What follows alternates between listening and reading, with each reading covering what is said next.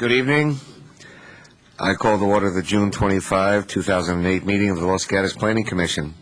My name is Michael Kane. I serve as chair of the Planning Commission. My fellow commissioners and I welcome you and thank you for attending tonight's meeting. The Planning Commission is composed of citizens appointed by Town Council to review planning and development issues and to make decisions and recommendations to Town Council regarding land use law for both commercial and residential matters. As we hear discussion tonight, we will consider each proposal and evaluate how it supports and enhances the quality of life we enjoy in Los Gatos. Ours is a quasi-judicial procedure guided by the town's general plan, zoning codes, and other standards and guidelines that have been adopted by Town Council. Again, thank you for attending tonight's meeting. We appreciate the public testimony and look forward to yours as we evaluate each application. A general reminder, please silence your cell phones. Mr. Suda, will you call the roll? Commissioner Sayak. Here. Commissioner Machichi. Commissioner Talasfor. Here. Commissioner Bourgeois. Here. Vice Chair O'Donnell. Here. Chair Kane. Here. Commissioner Sayak, will you lead us in the pledge? Pleasure.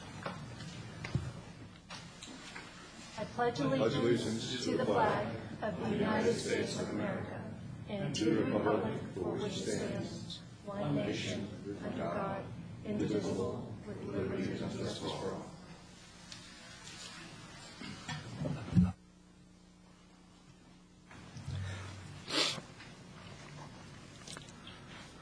Thank you. Let's take a look at the minutes of our June 11th meeting. Do we have a discussion, or may I have a motion to approve? I'll move to approve the minutes. Thank you.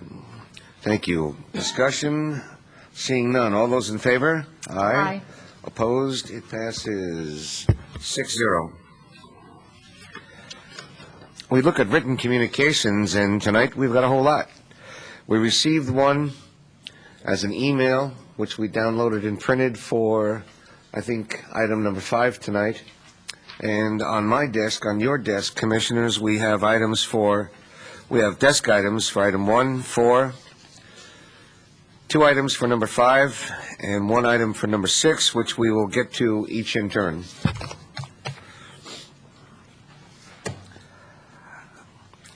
We move to requested continuances, and tonight we have 2 requested continuances. The first is under continued public hearings, which is item 3 on our agenda. This is 106 Central Avenue, architecture and site application XS0672, requesting approval to demolish a single-family residence and to construct a new single-family residence with a reduced front yard setback on property zoned R120. This is APN 529-32023. The applicant is Maurice Camargo, and the property owner is Ed Canner. Commissioners, do we have discussion, or may I have a motion? Commissioner Sayak. I move to move application number S0672 to July 9, 2008. I'll second. We have a second. Do we have discussion? Calling the question. All in favor? Aye. Opposed? Motion carries 6-0. The second request for continuance is under new public hearings. This is item 4 on our agenda, 520 Santa Rosa Drive. It's architecture and site application S05115, requesting approval to construct a new single-family residence on property zoned HR 2 1/2. This is APN 527-56010. Property owners Mek Sabiri and John Jahan, and the applicant is Iraj Etisam. Commissioners, discussion, or may I have a motion? Commissioner Talasfori. I'll move to continue 520 Santa Rosa Drive to, was it August 13th? August 13th work, Mr. Suda?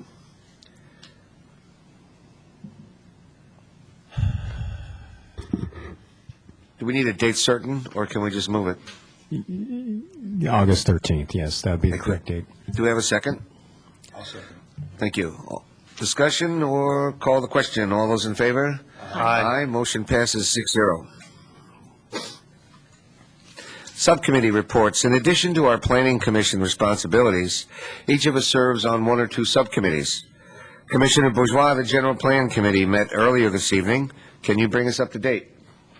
Thank you. The General Plan Committee actually had a joint meeting with the Parks Commission tonight as part of the General Plan update process. We had hired a consultant to do an inventory of sports facilities, park and trail facilities in town, and the joint meeting was to review that report, and we heard their report and provided feedback.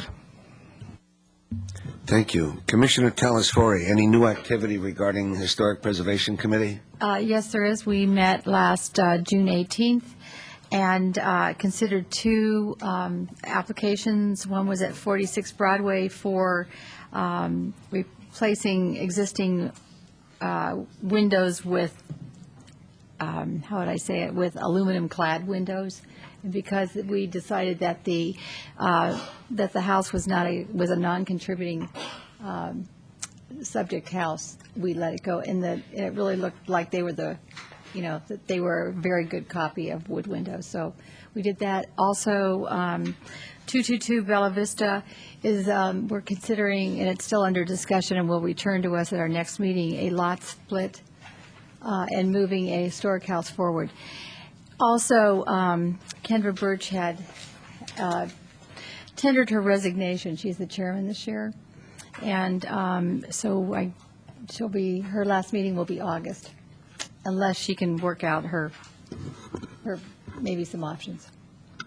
And we will miss her, by the way. Kendra Birch has been chairperson for 2 or more years. Yes, she has served on a historic preservation committee for longer than that. So if she does step off, we will need Mr. Suter to search for a member at large. Thank you. Thank you, Commissioner.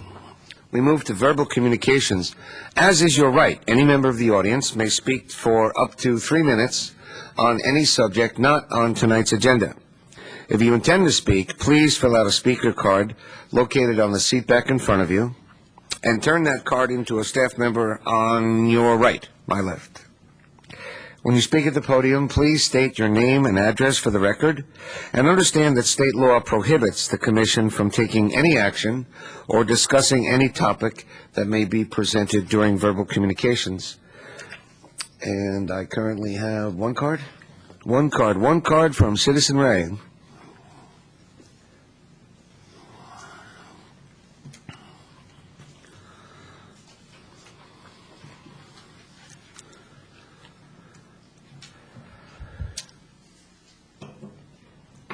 Yes, nice to see you all again, including Machichi. You never know when he's going to stand up and vote for we the people and abandon his friends, the developers. You never know. And I always remain optimistic, okay? You do understand what I'm talking about? Never do, yeah. Well, that's the way it is, always, okay? Second comment. Mr. Kane, I want to tell you I am so impressed with your ability in the last 4 years down here on the Planning Commission. You have never substituted your personal whims on any application for the common good, okay? Man, you know exactly what the Planning Commission is all about under California state law, okay? You always go back to the public documents in order to make a decision. You reference the public documents, and that, of course, is the basis of California land use law. So I think it's wonderful you're running for town council in 4 months.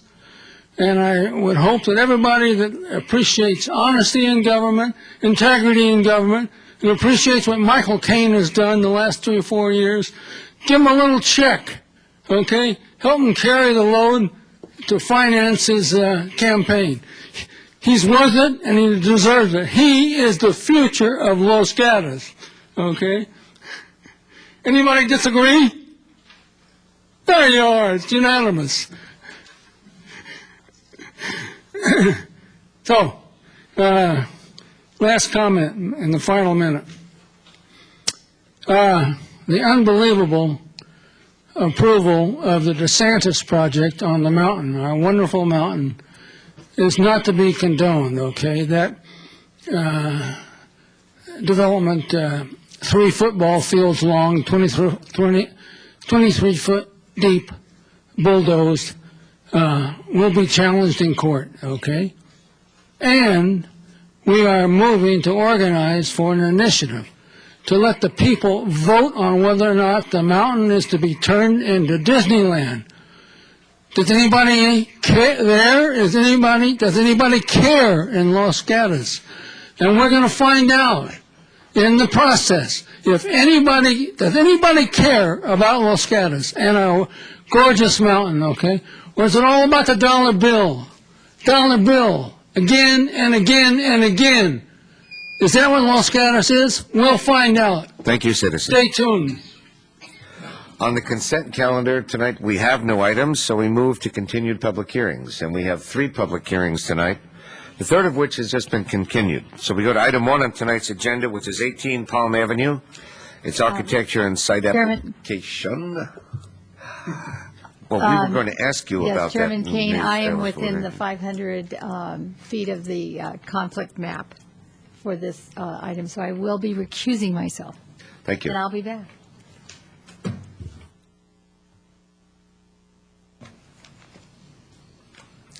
This is architecture and site application S07211, requesting approval to construct a new single-family residence and to convert an existing pre-1941 residence to an accessory structure on property zoned R18.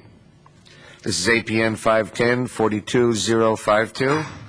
Property owner is Rick and Nikki Aderio. And the applicant is David Zakovich. Mr. Suter, do we have a staff report? Yes, by Ms. Davis. Good evening. The project location is on the east side of Palm Avenue, 1 lot south of Hernandez. There's an existing 2-story pre-1941 house with several carport attachments and a pool existing on the property, and they're way in the back against the rear property line. This is the largest lot on Palm Avenue, and at 16,000 square feet, it has a larger frontage than all the other lots on the street. The applicant's proposing to remove the pool, the carport structures, and the second floor of the pre-1941 house to keep the remainder of the pre-1941 as a guest house, and to construct a new 2-level craftsman-style home. There's also a detached garage that shows on the plan as a 4-car structure, but the applicant is proposing to reduce the size of that to a 3-car garage, and we have included a condition of approval restricting the size. The proposed residence is approximately 3,500 square feet, and the new garage would be in the range of 650 square feet. The guest house would be about 720 square feet. The garage is accessed from a rear alley that runs between Peralta and Palm Avenue. So the garage will be at the rear of the lot, approximately 9 feet off the rear property line. There aren't any trees proposed to be removed with this proposal.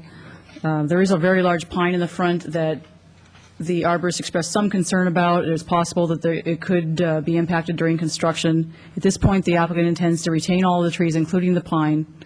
If something were to happen to that pine during construction, we would require it to be replaced per the canopy replacement criteria in the town code, and that requires a number of large box trees. Fencing within the front yard, we have included a condition to restrict the height of that to 3 feet and have it be of an open design. This is something the applicant agreed to with a neighbor. And the rear yard area is going to be fenced in because the applicants have some dogs, and they're going to be needing a solid 6-foot-high fence in the rear yard to contain their dogs. There have been some concerns raised by neighbors about the architectural style, craftsman versus Victorian style. There are a number of Victorians on this street. The house was reviewed by the consulting architect, and staff and the consulting architect felt that the house was appropriate for the site given the size, and we did not recommend that the design be changed. There has also been some comments raised about preservation of trees and vegetation along that front setback because there is fairly good screening right now, and the applicant isn't proposing to retain all of that vegetation. So staff is recommending approval of this. We have included conditions for tree preservation, the fencing restrictions, and we have also given you a desk item this evening asking that you consider adding a condition that requires the pre-1941 structure to be reviewed by the Historic Preservation Committee because that did not take place. We initially looked at it and considered it an accessory structure, but as it exists, it is really a primary structure, and it should go through that committee. So before they do any construction plans and submit to building permit, we have suggested you add a condition that requires it to go through HPC for review. And that concludes my report. If you have any questions, I'm happy to answer them. Thank you, Ms. Davis. On the, on the letter, the desk item to us on the additional condition, sending this back to the Historic Preservation Committee, would that, if this, if that, if we approved this item, would this cause the applicant any undue hardship or delay? No, they could do that in parallel with preparing construction plans. And they would need approval of it before they submit it to building for the plan check process. Okay. Commissioner Sayoc. Following along those lines, should the Historic Preservation Committee find some issue, would it then circle back to the Planning Commission with whatever comments they have? If we were not able to resolve it, sometimes the committee will suggest changes, and if the applicant's willing to do those things, then I think we'd be able to forward it to building. But if something came up that we couldn't resolve, yes, we could return it to the Planning Commission. Thank you. Other questions for staff? Commissioner Bourgeois. Thank you, Ms. Davis, for your report. A couple questions about the 4-car garage going to a 3-car garage. Do you know which direction, like which bay is going to be lopped off? Is it the one closest to the structure or the property line? I believe it's the one on the inside, On the towards inside. the interior of the yard, and the applicant could probably clarify that when he Okay. speaks. And when I was driving down the alley, I was actually surprised that I wasn't able to see the story poles from the alley. Is there a grade differential there? I didn't see any kind of grading plan. Do they have to make a cut into that? Because the fence seemed a little elevated from the alley. They're not doing really much grading with this site other than to excavate for a cellar element that they have. There are a lot of structures along that alley, and they pretty much obliterate the view Yeah. because they're almost solid as you go down the alley between all the different structures that have been constructed over the years back there. I think Okay. there's a slight view. If you, coming in from Hernandez, I could see it from there. Yeah, but I was just curious if they're going to have to do any cut along the alley grading to get, because that just seems difficult. I guess I'll ask the applicant that. Yeah, ask the applicant that question. Thanks. Other questions for staff? Commissioner Sayoc. Ms. Davis, on page A8 of the development plans, the shadow study, it's hard to tell if the proposed design would cast any shadows on its neighbor to the, I guess it's to the north, just because the specific lot is included. Do you know if any neighbors have expressed concern about shadows onto their property? No, I haven't had contact from either of the adjacent neighbors or anybody behind or directly across the street.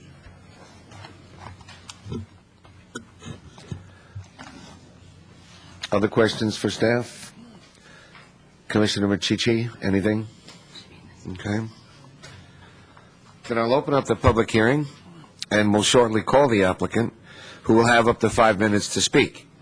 After other public members speak, the applicant may then have 3 minutes for rebuttal. If there are members of the public who wish to speak on this matter after the applicant, please turn in a speaker card, and you will each have up to 3 minutes to speak.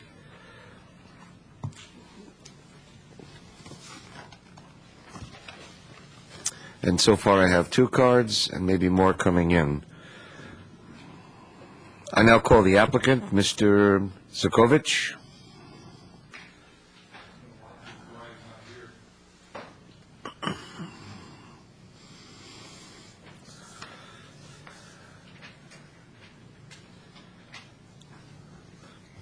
Mr. Odario, you want to come by him sometime or come on down?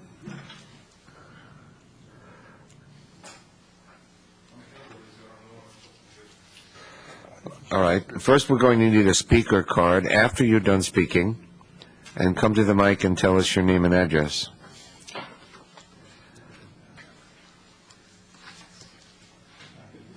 You can do that. You can do that afterwards. My name is Richard Odario.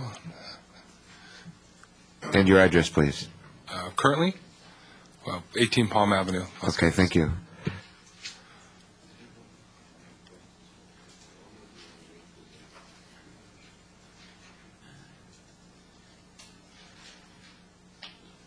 mean, I might be able to answer some of the questions. Well, that's what I was thinking. If some of them were generic, if they get into I can architecture, certainly answer, I technical. certainly try. Do you know where the applicant is? Is he en route? No, I fully expected him to be here. Actually, he told me not to show up. I didn't need to be here, but we decided to show up anyway, so. Okay. Do we have general questions for the owner? I can answer your question about the grading. There will be some grading on that back alley. As much Okay. as 2 feet. 2 feet in depth, do you know how? Correct. And there's about a 9-foot setback. No, well, it's going to be 2 feet of grading from roughly 100 feet. So the whole lot's going to be graded back. And the access for equipment, because you're protecting the trees in the front, Correct. is going to be through the alley. Correct. That's my understanding. You don't have an idea of how many cubic yards that would be? No. No.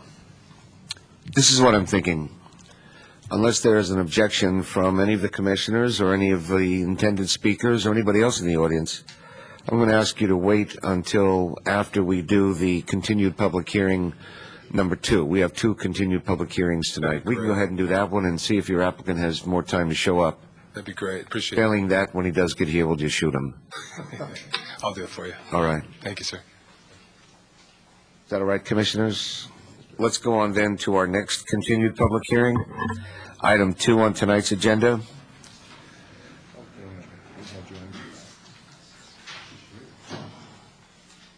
Are we okay with this, Mr. Suda? Okay. Commissioner Sayoc, check on Commissioner Talasfori, Oh, yes. please.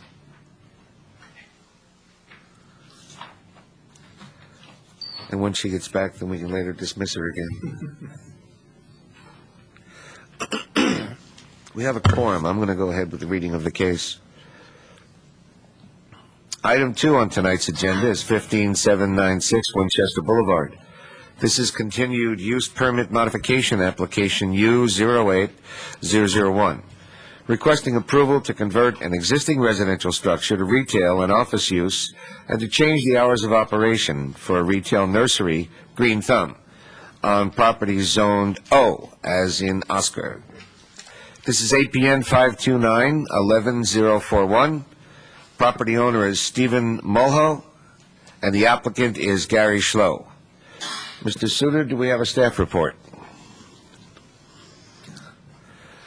Ms. Savage, will you be giving the staff report this evening? I will. Thank you.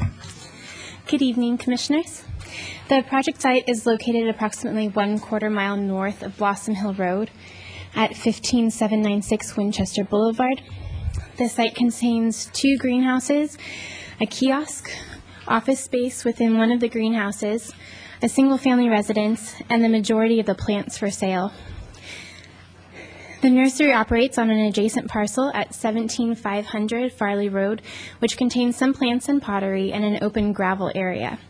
The surrounding properties contain residential, office, and storage uses. The proposal consists of converting the residence to retail, office, and storage, and changing the hours of operation. Special considerations are required for a residential conversion, as discussed in the staff report. The house was built in 1940 and has not been used as a residence for the past 6 years. The retail use will encompass 718 square feet of the residence, and the remaining 404 square feet will be used as office and storage. A ramp will be added to the entrance to comply with the Americans with Disabilities Act, but no exterior changes to the residence will be made.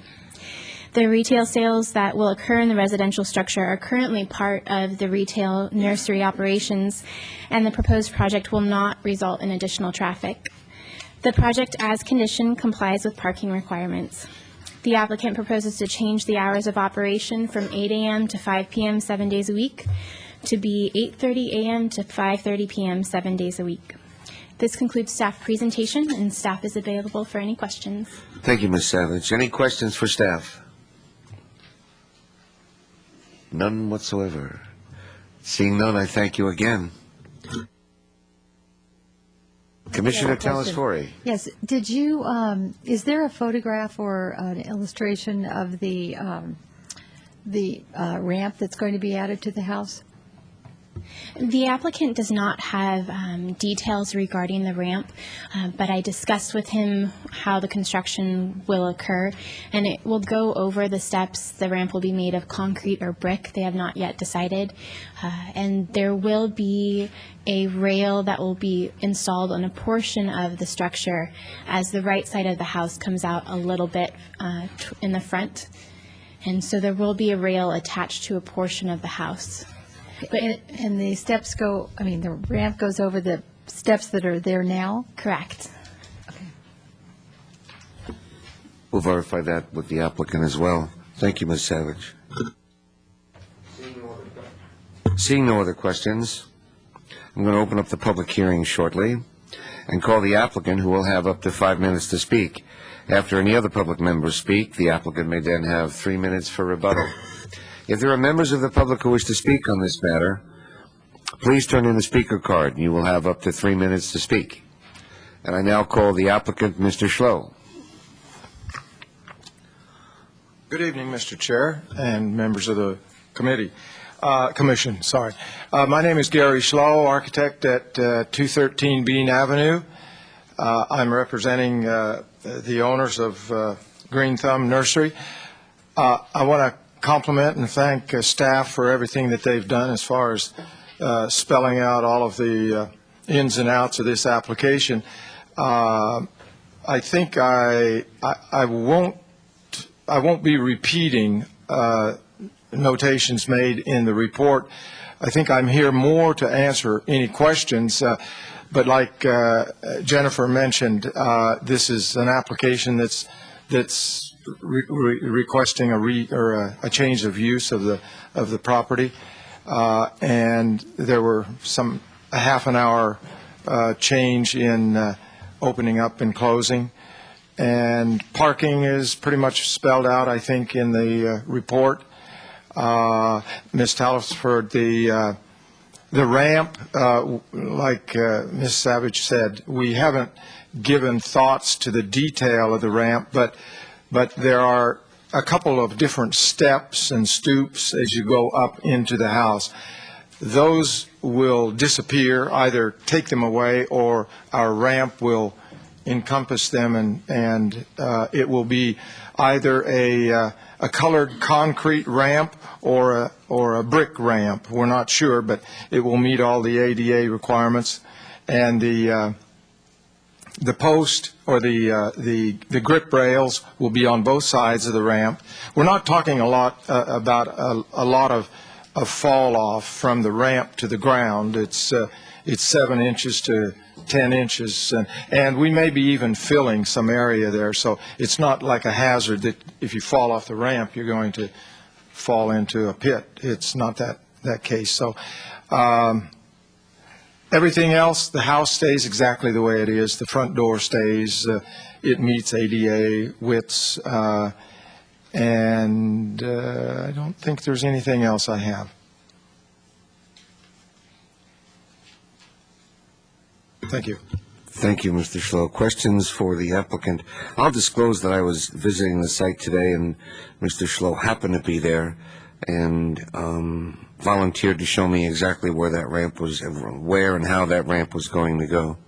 Commissioners, any other questions? Thank you. Thank you, Mr. Thank you very Schlow. much. Do we have speaker cards? We have one speaker card. It's Gary Schlow. The applicant will now have 3 minutes to...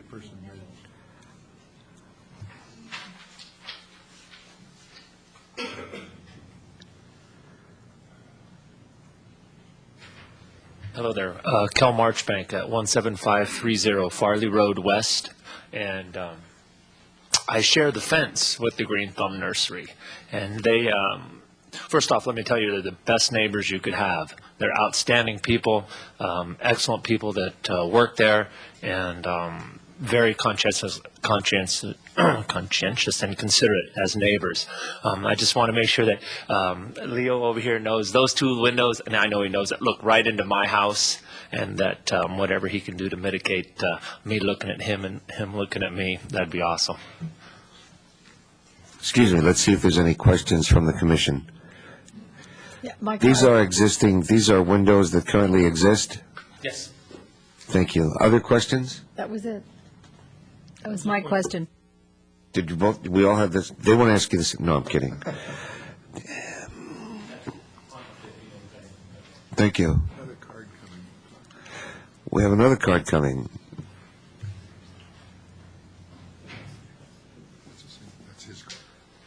That's Brian's card? Yep. That's new Brian. Yeah. Okay. Brian Mekachuk? Perfect. Thank you.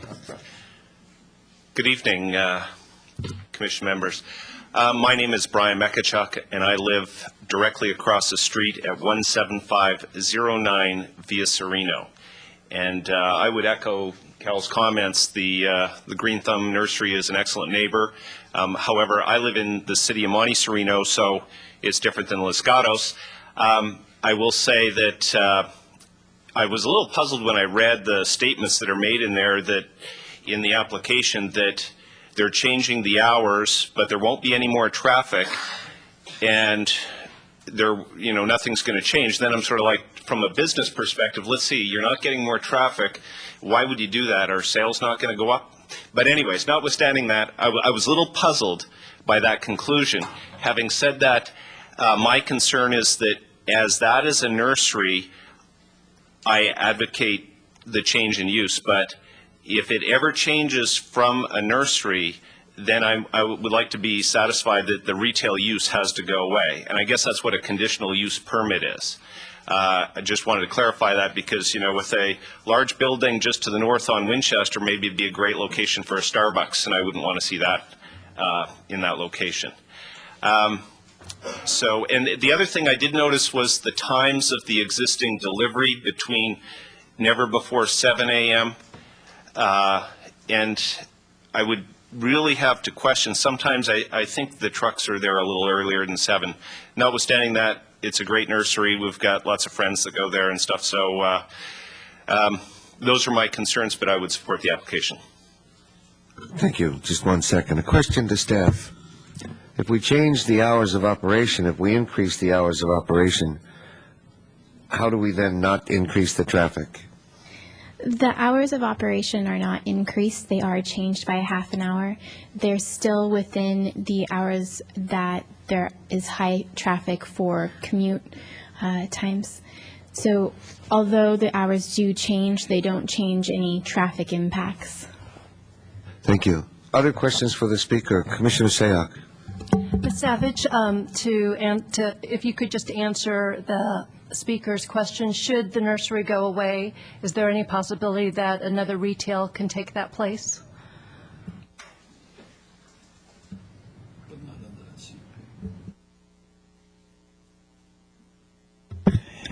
If the nursery use were to leave, then they would be allowed to open or establish another use that is a permitted use under this zone. However, if another use requiring a use permit were to be proposed, that would have to come all the way back through the public hearing process like we're having tonight.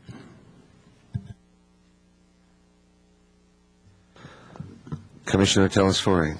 To follow up on that, would that include office retail or office only, or, how? Well, it's an office zone, so office uses are permitted So that- uses. But if it was something, and I can get the zoning code and scan through the list of conditionally permitted uses in that zone if you like, and just read a few of those to you. But an office use on that site is a permitted use. Other questions?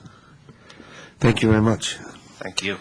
I have no other cards for the speakers, so I'm going to offer the applicant 3 minutes to rebut anything he heard or add anything he wishes.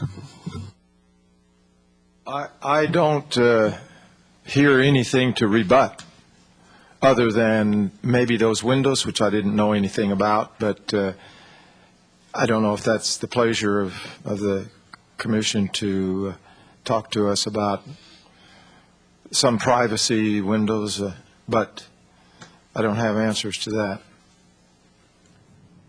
I don't know how to treat that. Questions from the commission? Commissioner O'Donnell. My question really, I did not know about that concern of the neighbor either, but it sounds like a concern which would be easily addressed. Is that your understanding too? I would think so, easily addressed as putting a privacy replacing the windows with privacy glass. And can you think of any objection to doing that? I can't think of any, no, unless no, it wouldn't even be concerning light itself. It's vision through it that would be stopped, and that's privacy. Thank you. Welcome. Or vegetation Right. on the Plant some outside. ivy. Other questions? Commissioner Bourgeois. Thank you, Mr. Slow. Kind of getting to that point again, when I was there, it seemed the current use of the building is storage and perhaps employees eating lunch. That's what it looked like to me anyway. Is that correct? And I'm thinking of the visual impact of, there's going to be a lot more people in the building now with the retail use. Would that be a correct assumption? Yes, there will be more people in there, but the areas that you saw that had boxes and storage in a two-story kind of a split level down and split level up, that is to remain as it is for storage only. And the area that there were tables and office things, that will of course become more, well, today it's not a legitimate sales area, so or a retail area, which it will become if it's passed. So so there will be more people coming into that small space. So splitting the building, some's office or some's retail and some is storage. And is that's the area where the windows are that are of concern?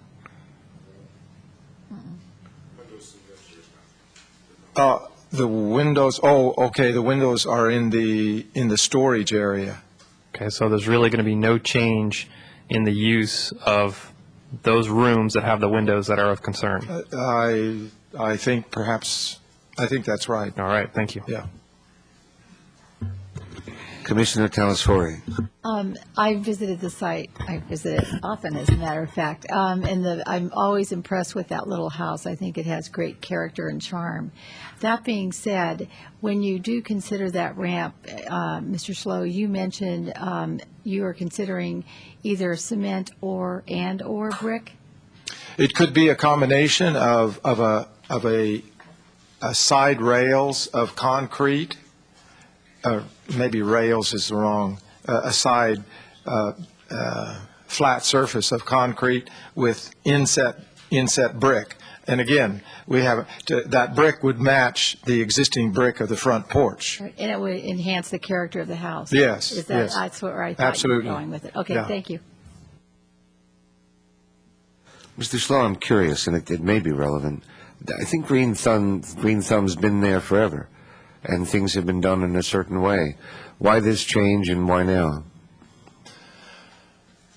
Why this change? I think the use of the space, I think if you see commercial nurseries today, many of them have, probably all of them have, these kind of uses as part of their sales area, but they're areas that are inside instead of outside, subject to weather.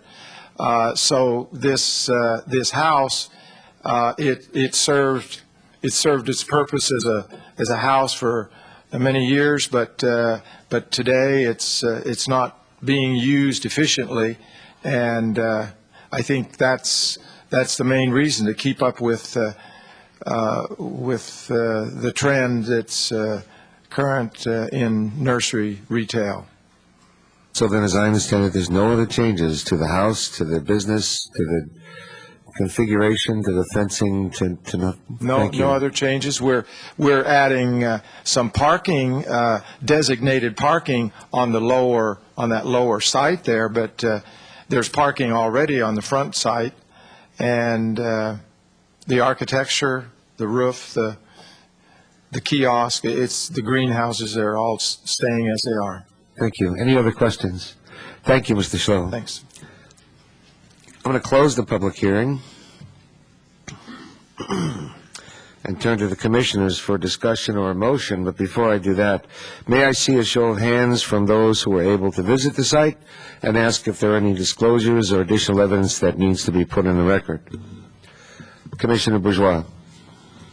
Oh, no, I'm sorry, I was just showing my hand. Nice hand, Commissioner Bourgeois. Let us begin with you then and move to your left.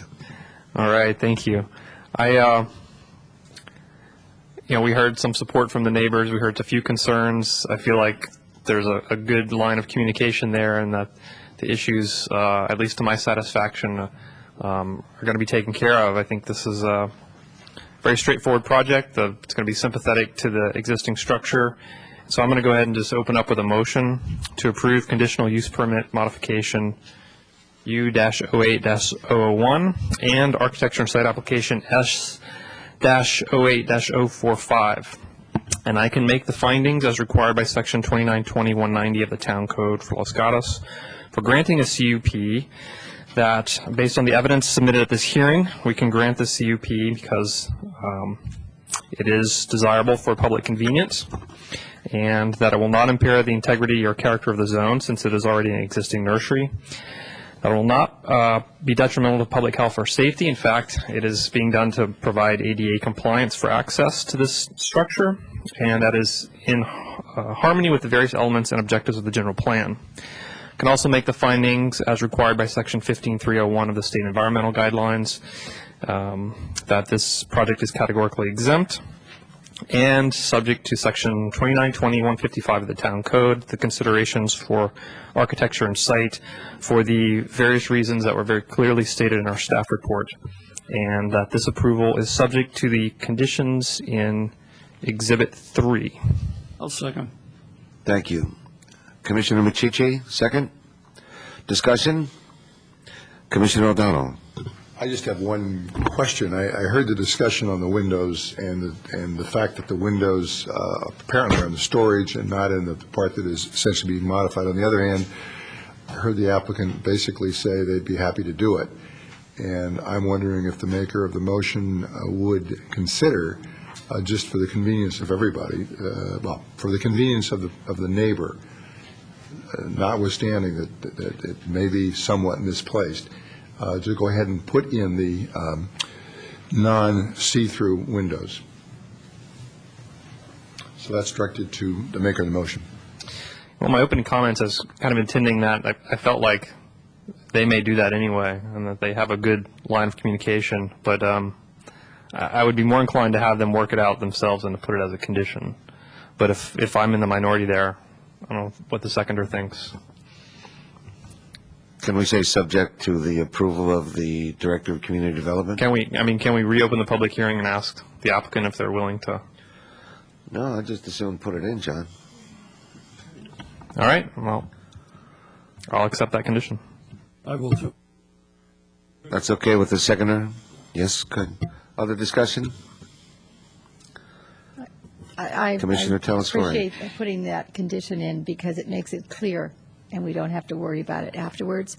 I know it's just storage, but sometimes things are thrown against windows in storage, and it's not something you sometimes want to look at. So that's why I support it.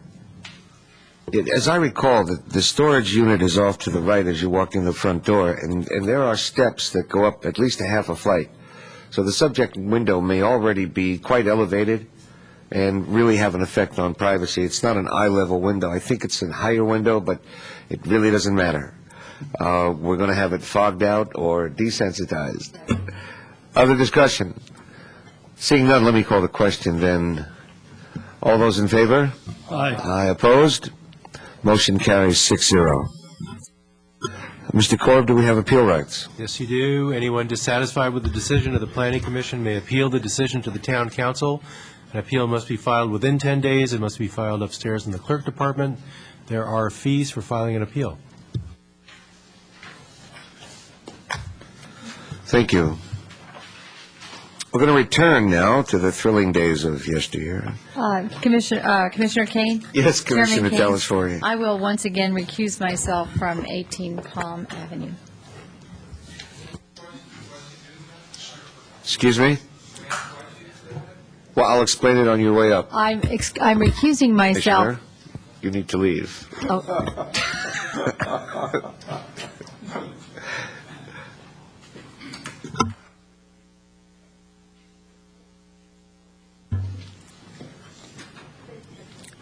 Commissioner Telesfori's residence is within 500 feet of the subject property, and if we have a residence or leased property or other such interest within that 500-foot radius, we need to recuse ourselves. So item 1 on tonight's agenda is 18 Palm. This is architecture and site application S07211. I've read the identification on this previously. I'll say that we're looking for a new single-family residence to convert an existing pre-1941 residence to an accessory structure.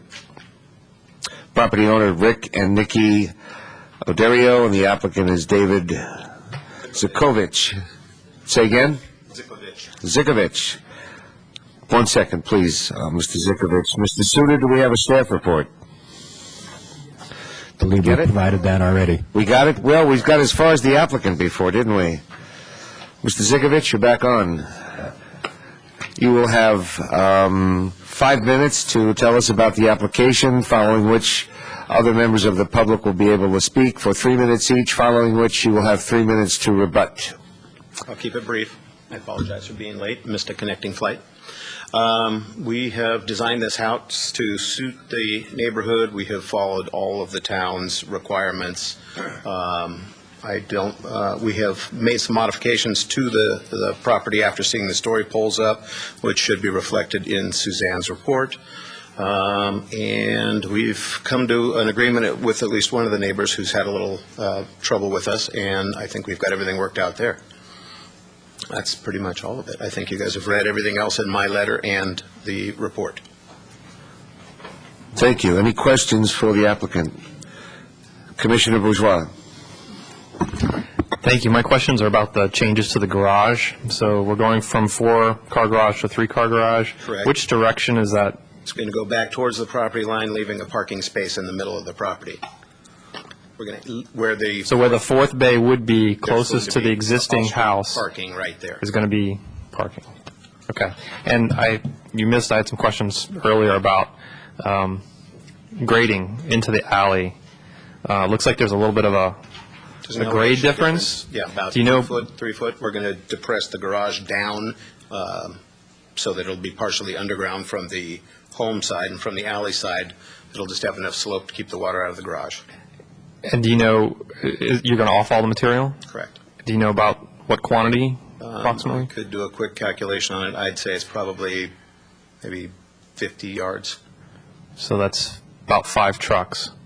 So I'm just curious, I'm just concerned because that alley is really tight, and if you're talking access, that's your only access point, right? You're not accessing from the front? During construction, we'll access from Palm on the existing driveway. You will, But okay. as soon as we are complete, that driveway will be completely removed. Okay, so the grading off-fall is going to come out on Palm, not the alley. The grading off-haul for the garage will come off of the alley. Will come off the alley. Okay. The grading for the house and the cellar will come off of Palm.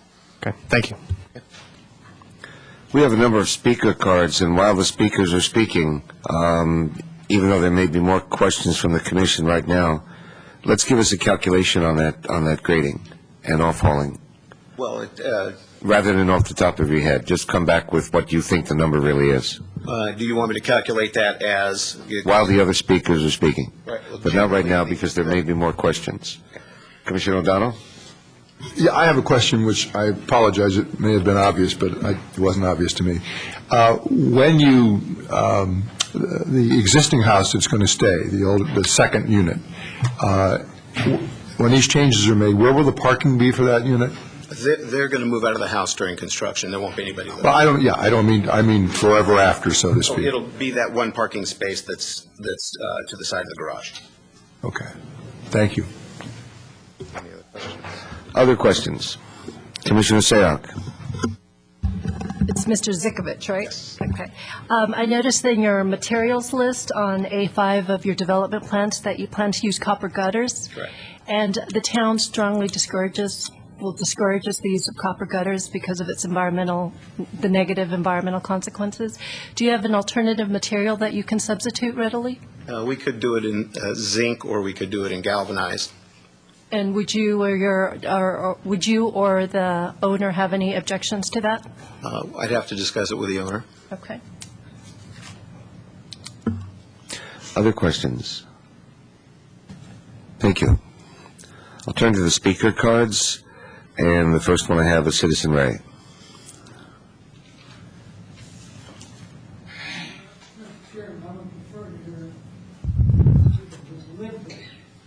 I'll take the cards as they come, citizen.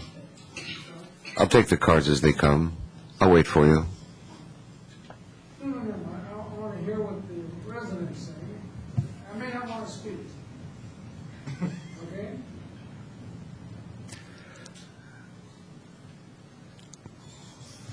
Come on. I take the cards as they come, Citizen Ray. That's what I was afraid of.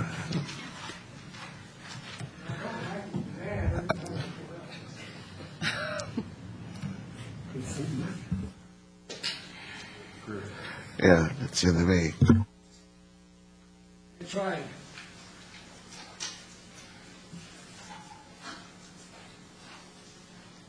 Yes.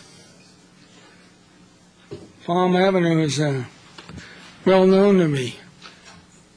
Recently visited there. Beautiful, old-fashioned street, Victorian homes, beautiful. The heart and soul of Los Gatos, okay? And does this proposed new home fit on Palm Avenue? I went up today and took a look. And the massive fronting of the story poles, you know, the message I got was the developer is just out to maximize his dollar bill. Maximize it. That roof line, as shown on the elevation, is unbelievably overpowering. That, to me, is a repeat of Reservoir Road. Okay? You look at the size of those story poles, and the elevation that shows that roof is way too big. Way too big, okay?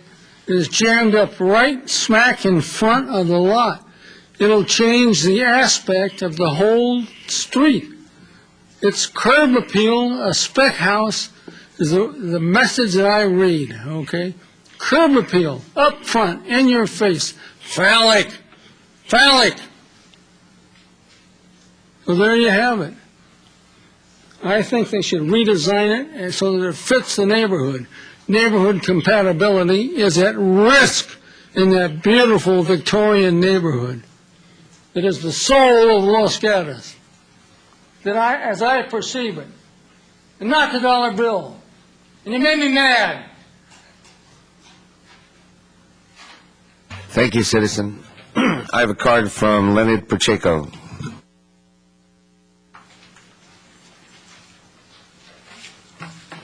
I had to rewrite my presentation many times. Leonard Pacheco, 50 Hernandez Avenue. I'm 2 homes away from the proposal, so I know the area really well. A little background was that when I was on historic preservation decades ago, it seems, we tried to designate Palm, Hernandez, Glenridge as a district. Because of its mostly historic homes, authentic historic homes that have been pretty much untouched over the years. But the council at that time deferred any decision. So even though it's not a designated historic district, it's loaded with historic homes. Palm Avenue is a case in point. I am pleased, however, that Mr. Zikovich is involved in the project because he's a reputable, fine contractor who does extremely good work. I know the building designer, or the person that did the drawings, David Britt, who's come before this commission, and before HPC as well. who's a competent and capable designer as well. However, I cannot support the project as designed, primarily because it's out of context with the streetscape. If you look at the homes on either side of the street, they are a little mix of style, but they're mostly Victorian. Consequently, they're vertical. So the 18 Palm proposal is very horizontal. There's a house around the corner at 40 Hernandez. It's a Craftsman, low. It looks like it may have been the inspiration for this design. However, the difference is it's on a multi-acre lot, sits well back, and it's surrounded by breathable landscaping, so it's got its own thing.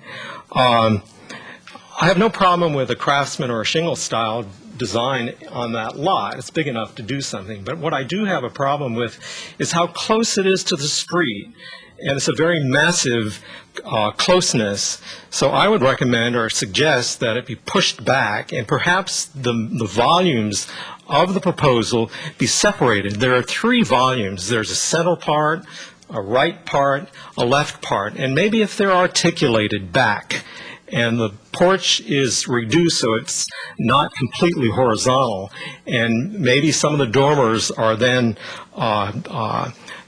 lessened so they don't pop out at you, it'll reduce the mass, and the shadows that are created by the articulation can reduce the visual bulk of the design. But that's up to the designer to do. But I think my primary objection is that it's out of context with the rest of the streetscape. But it can be solved. It can be resolved and redesigned. Questions for the speaker? Commissioner Sayok. Mr. Pacheco, one of the desk items that we received today was a condition of approval for the commission that this, should this be approved, that it go back to historic preservation so that the pre-1941 home be looked at. But it's being looked at after, instead of our usual process of you guys look at it before it comes to us. As an HPC member, are you comfortable with that? I first realized that HPC did not review the existing structure, which is pre-1941. I couldn't rule on it because I'm within the 500-foot radius. I'm a little confused. If we do that, if the design goes forward and HPC finds a problem with the existing structure, then their proposal could have some design impacts, just as you pointed out earlier. Okay. Commissioner Bourgeois. Thank you, Mr. Pacheco. I don't have the exact language on the tip of my tongue. I think it's in the general plan where they talk about some of the charm of Los Gatos neighborhoods is an eclectic mix of styles, and it's certainly true in some of the surrounding neighborhoods. Palm is not purely Victorian, so what in your mind makes it different so that a Craftsman is not appropriate in this location? Oh, I think a Craftsman is appropriate. They're all over the place. What I think is inappropriate is the width and the horizontality of it. And I'm suggesting that it be articulated. There actually is a house on Pennsylvania Avenue where that has been done, and it's very comfortable on its site. Okay, thank you. Commissioner Machici. You, in your suggestion, Pacheco, indicated there's 3 volumes here, I think you said. Have you given any more detail can you give me any more detail than that of what you mean? Well, I feel uncomfortable about designing one's back. I can understand a structure, but if you look at the mass of it, it's really a big box. It has, if you look at the floor plan, it has 3 separate parts. Okay, an entryway. And what I'm saying is the 2 end parts could move back, is what you're saying. Yeah, so that you get some articulation going. Right. Thank you. Other questions? Just to be clear, Mr. Pacheco, a little while ago you said it seemed like you were on the Planning Commission forever, on the Historic Preservation Committee forever. You have been on the Historic Preservation Committee forever, but I wanted to point out you're still on it. Yes. Okay. And you don't have a problem with Craftsman per se? No.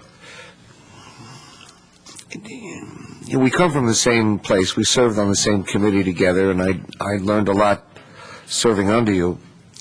The thing that strikes me about the Victorians, and looking at the streetscape, there's at least one house that's about 40 feet tall at its highest point.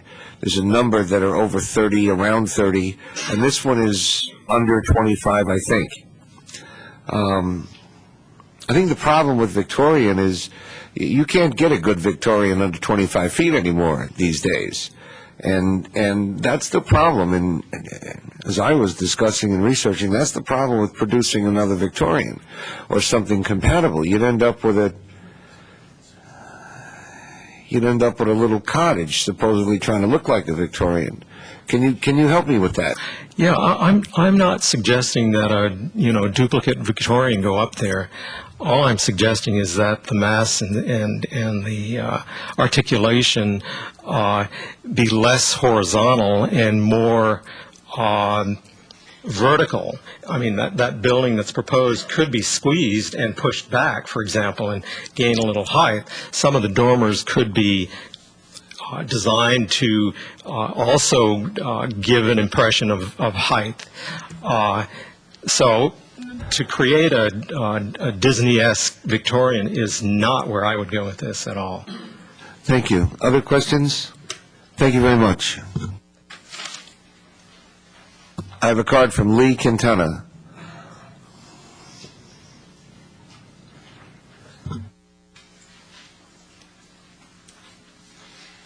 Can I have the overhead on?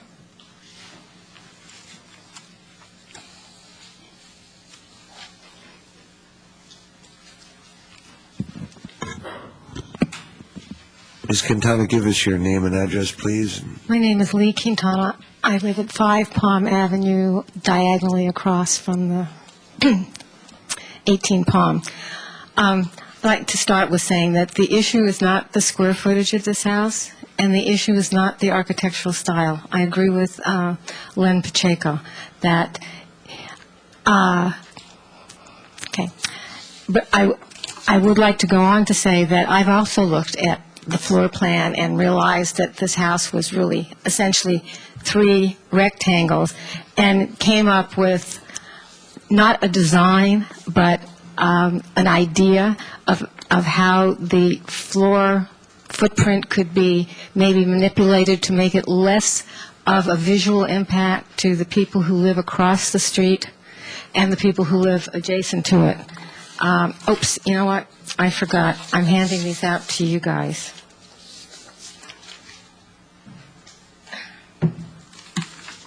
Now I was going to back up because this is the streetscape. This is the house. Sorry about that. I should know better.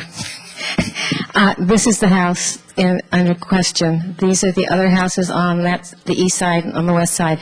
There are several similarities or dominant themes within all of these houses. One is, especially on the east side, they have small recessed porches. You can see that the roof lines are more broken up and that they have a more obvious articulation of the stories. Same is true on the west side as well. This is the newer house, and it has less articulation, but still it does. I think one of the major concerns is the vegetation around the house. Do I have this upside down? No. The vegetation around the house, right now it is very thick through here. When they take out the ivy and get it back from the trees, they may be taking out some of that cover as well, and they may find that there's more damage to the pine. I think you have to assume that down the road the pine is going to go, and that's going to affect the whole visual nature for the people across the street and the streetscape itself. So this was my looking at it. It's the same size, same arrangement, but it's been pulled back. One porch is eliminated. and it would be lowered to the ground. May I please just show you the one photo? Quickly.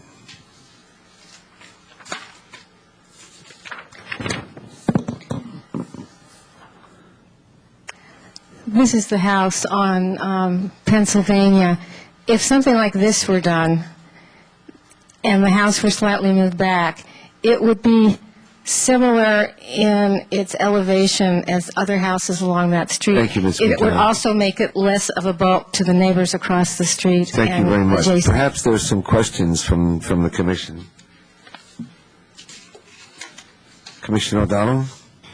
You've given us a copy of that photo, and I'm wondering, do you know the height to the highest point in that recessed roof? You know, I don't. I'm just wondering if it isn't considerably more than the 25 feet which is shown for the proposed house. Well, it is if you look at it from the base of the elevated first floor, but if you brought it down a couple of steps, as it would appear on the lot across the street because of the sloping of it and how the basement has been configured, I don't know if it would be above 25 feet or not, but it would certainly decrease the feeling of bulk and mass from the people who live across the street, especially directly across the street, the Morleys and Carol Schrager. And I did talk with Carol. She's in Fresno escaping the bad air.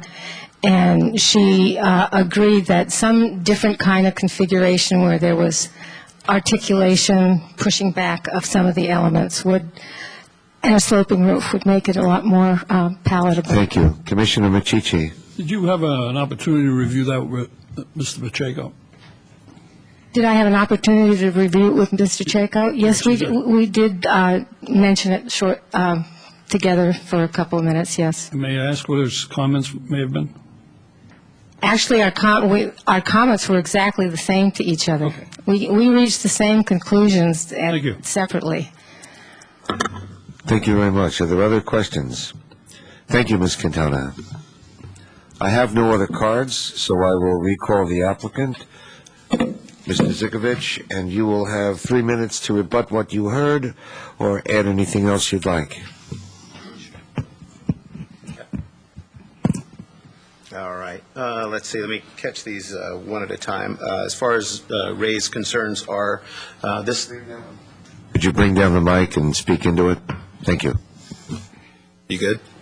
Okay. As far as Ray's comments are concerned, this is not a developer spec house. This is for Rick and Nikki O'Dario and their 2 kids to live in. It's designed very specifically for them. One thing I want to point out as far as the horizontal nature of the design, this is also the widest piece of property on the street that would lend you to believe that we'd have a wider house.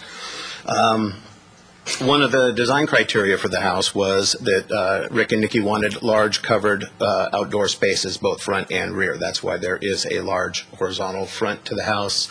And the front of the building actually has articulation in it. It's just tucked in underneath the roof line of the front porch. If you look in the floor plan, you'll see that at the front door, it's pushed back. So it's not a long, flat front of a building.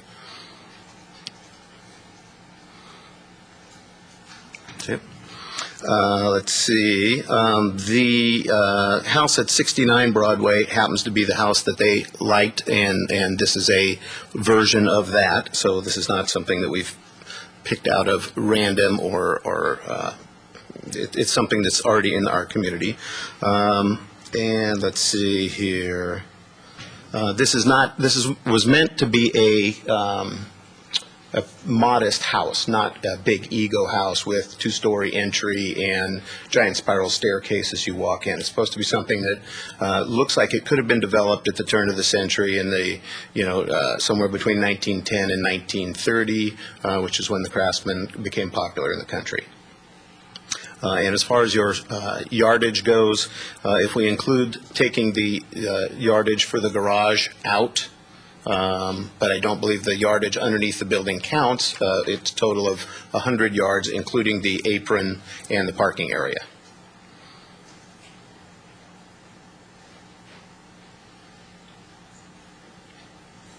Any questions? Thank you. Any questions for the applicant? Commissioner Bourgeois. Thank you. I would just look for you to perhaps comment on some of the suggestions, or, increasing the articulation, maybe carrying the existing articulation through to the porch. Some of your thoughts on the design. We would require a complete redesign of the house. The design started with the outdoor spaces. So to eliminate those or shrink them down or step the house back on the property, we would have to scrap this and start from scratch. We can't just take the upper floors and move them around so that they can move more to the front of the house so we can articulate the house back. And if I can have a second question, Mr. Chair. Yes, of course. We didn't have a landscaping plan with it. What are the plans for that front vegetation? There's a lot of vegetation, a lot of screening. What are the plans there? We want to continue with lots. We'll probably plant supplemental vegetation to the front, and then we're working with planning department regarding that parking strip in the front. We want to partially pave it, not completely pave it like some of the other neighbors have, and partially plant it with some low-lying shrubs. But the ivy's coming out, and that'll be... Not planning on taking the ivy out. Okay, thank you. There'll be ground cover there of some sort. Commissioner Michichi. Let me go to the suggestions that were made, and let me understand if there's a possibility of not having to redesign the whole thing. I'm not suggesting, I don't want to design that from the podium here. That's not the intent. But if you remove those porch elements that are on the left and right of center, wouldn't that give you the same effect of articulating it back? Even though you've articulated the inside of the building back, the fact that the covering on the porch represents a straight, flat area, right? I mean, that's what I see when I look at it. It would eliminate the sitting areas on the front porch. Well, it would eliminate a lot of it, but there would still be sitting area there. Near the front door, not off to the sides. Right. So wouldn't that be an option to you without affecting the whole design? I think it would radically change the design, and I don't think I could make that call. I think the homeowner would have to. Could you ask the homeowner while we're... Well, Rick, what do you think about taking the front porch off except at the front door?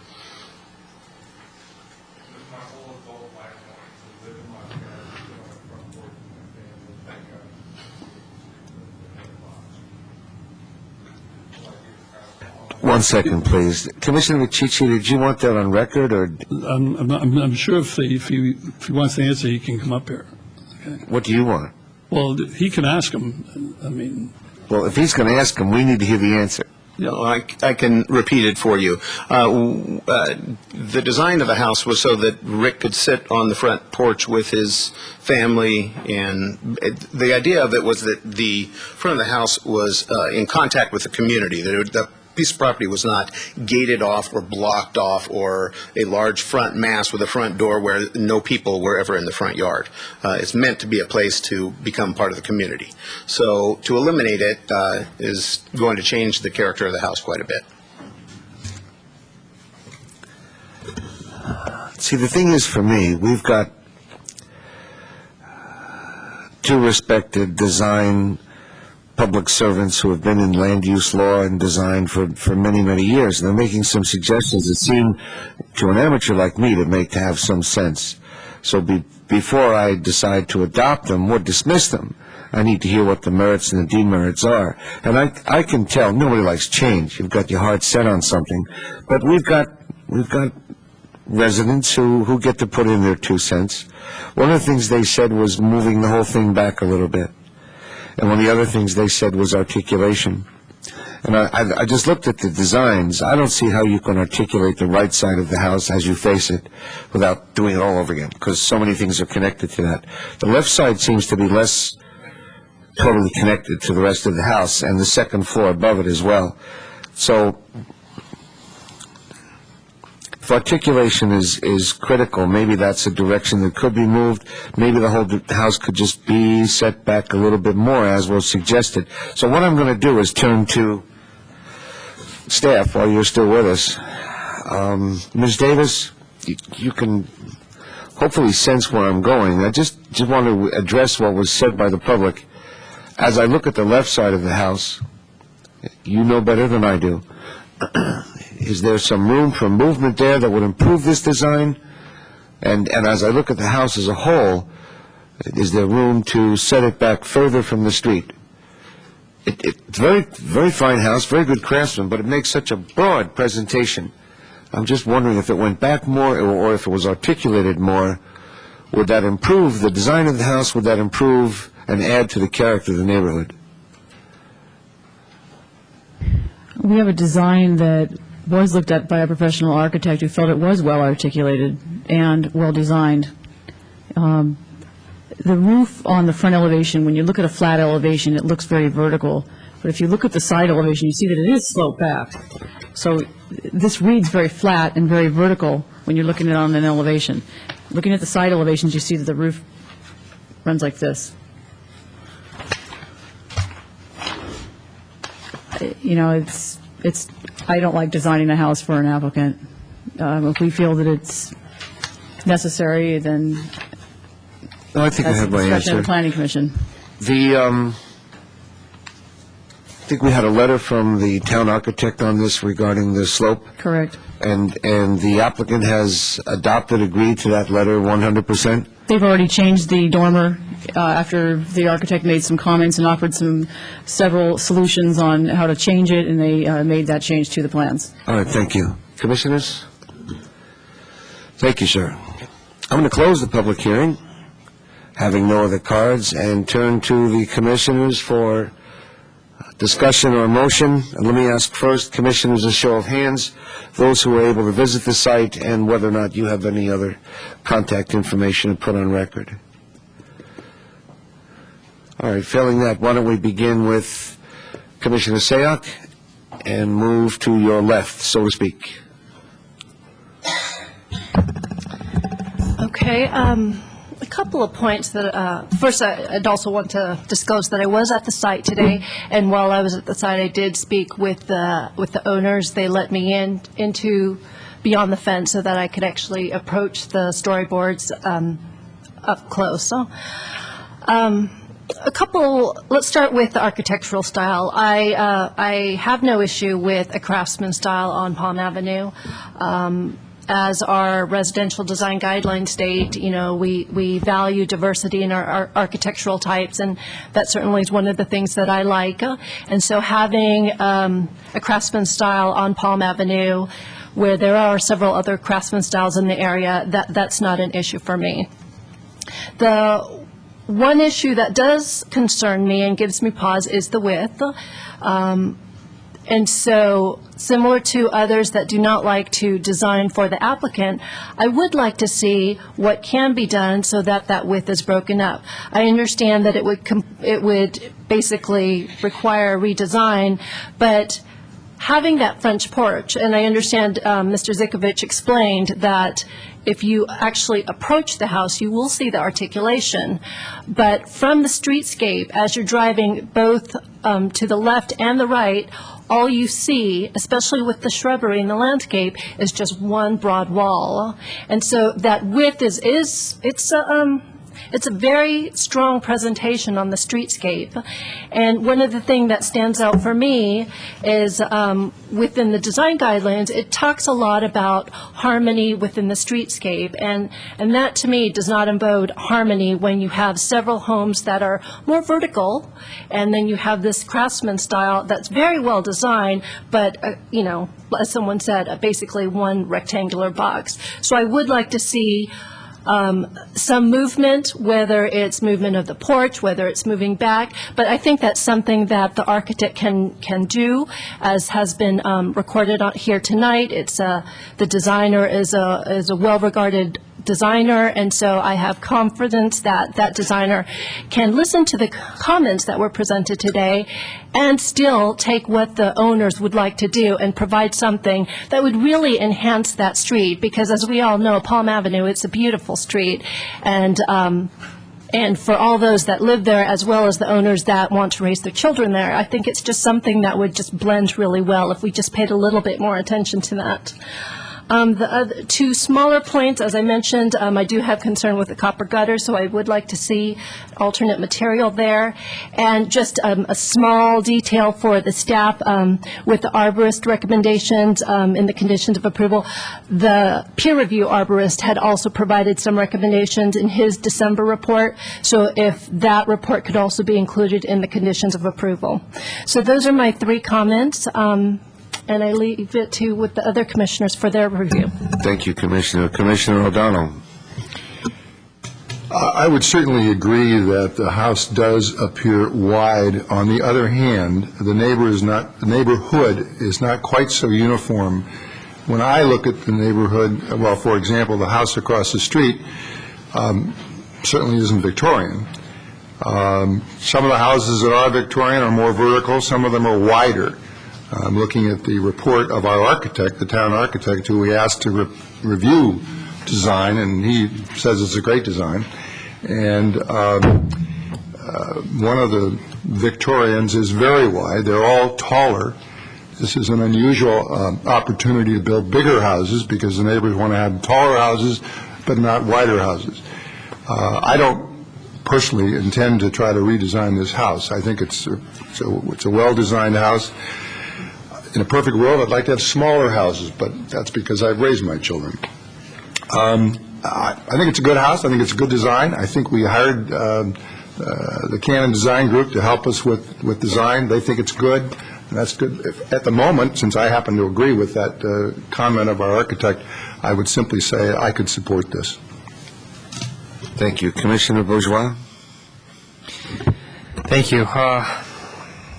Yeah, like Commissioner O'Donnell says, not often we get neighbors coming in here asking for a taller house. So I'm not quite sure what to do with that. But it is striking when you look at sheet A9 that was provided, the neighborhood scape, how different this house appears to the rest of the neighborhood. I think it's a beautiful home, and I understand it's a very wide lot. The lot sticks out as it is now because there's nothing there. There's nothing visible there. Driving down that street, that lot stands out now from the absence of a home because there are a lot of very large, tall, prominent homes on that street. So I think being prominent on that lot is not out of character with the neighborhood, but I think the horizontal nature of it really stands out on that drawing for me. I think there are probably some simple things that could be done, hopefully. I think when I was saying match the articulation of the house with the porch would actually give you more porch area by having the 2 side areas kind of come out a little more and then indent in. That would give you articulation to match the front of the house. And again, I don't want to design it just seems like kind of a simple thing that could be looked at. So I give a lot of weight to our consulting town architect, Mr. Cannon, town architect. But we also heard some pretty compelling evidence from the neighbors tonight. So I'm very torn on this one. Thank you. Commissioner Michichi. I'm going to agree with most of the comments and not repeat them. But I think there's probably some compromise that could be made here that doesn't affect the significant design of the house, but does a reduction in that frontage, which seems to be an issue with some of the commissioners. I agree with Commissioner O'Donnell that I have a lot of respect for Mr. Cannon and his views, and I usually go with him on that. But I think also Mr. Pacheco pointed out a serious issue there that seems to be voiced by other members of the commission. So I think there has to be a little bit of compromise in reducing that porch. I would have no trouble fitting a family of 12 on that porch right now. A family of 4 might be a lot easier. So I would reduce it a little bit and get that articulation. So. I agree with you, but I don't know how to put that into a constructive motion. The thoughts are yours. Can you put that into a motion? You talking to me? Yeah, I'm talking to you. I'm talking to you. I could, let me at least talk out loud here. I could put it in the form of a motion by approving the architectural design. One of our options is to approve with conditions. Right, with a condition that porch be reduced in size to provide some articulation to the satisfaction of the community director.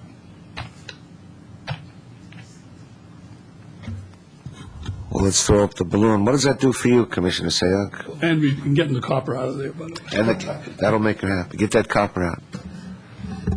Just in general, I'm the one that is hesitant on approving with conditions of approval. I would actually just prefer continuance to see the new design as it comes before us, so.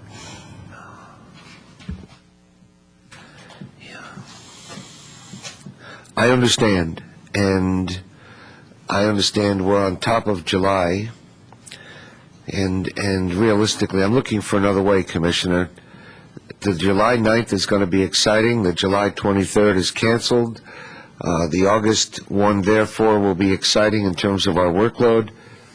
I'm worried about an undue delay if there was an alternative to try and get this to go forward in the situation we're in. Rather than cause them to lose another month or two when design conditions can be given to the Director of Community Development. It just seems like they're not that far off the mark that we shouldn't push them back 2 months, but that's just me. What do you think? Commissioner Machici, you had your hand up. I already made my view that I'd like to ask staff something. Do. Would staff understand that direction? The direction, as I understood. What I'm stating is that I would like the porch reduced from both ends, an amount that provides some articulation from the front, which may satisfy the situation, but it has to be to your satisfaction. Yeah, what I've stated to be to the satisfaction of the director in consultation with the town's consulting architect. So, can you make a motion to that effect? Yeah, I can make a motion to that effect. Why don't you do that? See what happens.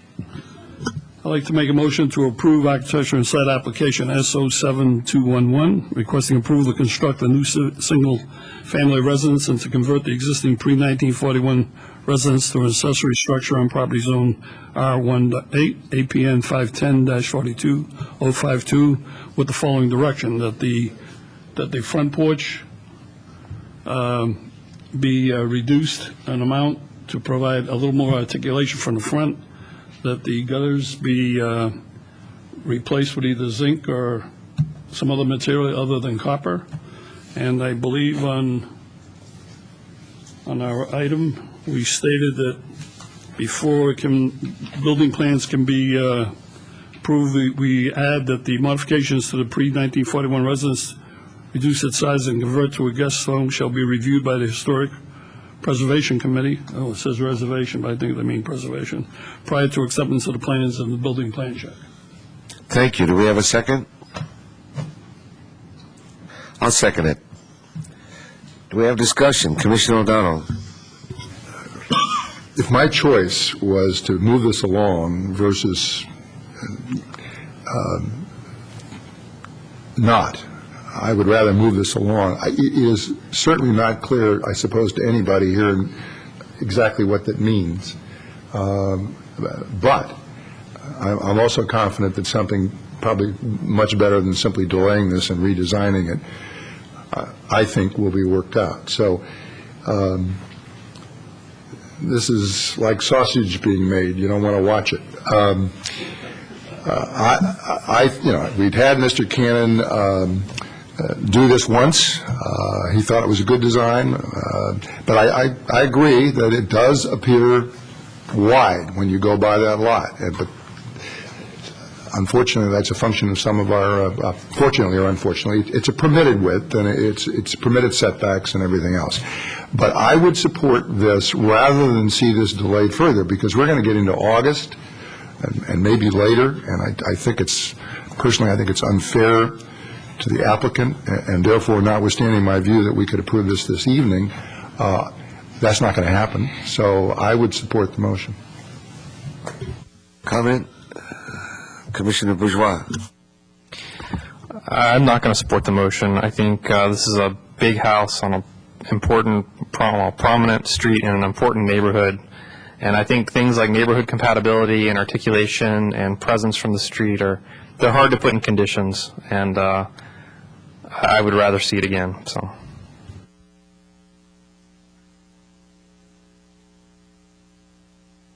Other discussion, Commissioner Sayak? Well, I think I've made it clear that I would not support approving it with condition of approval. Two primary reasons. I guess the two reasons is, one, as some of the other commissioners had said, the town consulting architect had no issue with it. And so the fact that he had no issue with it, I don't feel confident that he would understand the direction based on what was recorded at today's testimony. And I understand he could hear the testimony and staff can relay it to him, but I don't personally find confidence in that, and so it would be very difficult for me to approve something that I don't understand would look like in the end. The second is that we heard strong testimony from neighbors, and by approving it with conditions, it does not give them an opportunity to voice basically it doesn't give them a chance to look at it again in a public venue. So I won't be supporting it. Commissioner McChichy. Since it's to the satisfaction of the community director, does the public have any opportunity to review this again? Not typically. We direct that?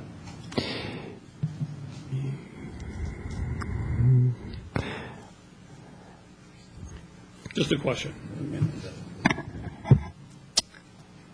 Well, if you would refer it directly to the community development director, you could refer it to DRC, which is a body that holds hearings.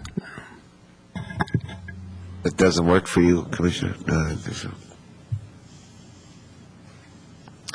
In your motion, you mentioned the concept of articulation by bringing the porch in, which would then give it. Did you say anything about staff looking at the possibility of moving it back, having that as a consideration to look at moving it back, to set it back further from the street? And if you didn't, would you? Well, probably the reason I wouldn't is what I think I heard is that that would require a major redesign. That's what I heard. To move the whole thing? Yeah. Okay. And that's, I had given that consideration until I remembered that.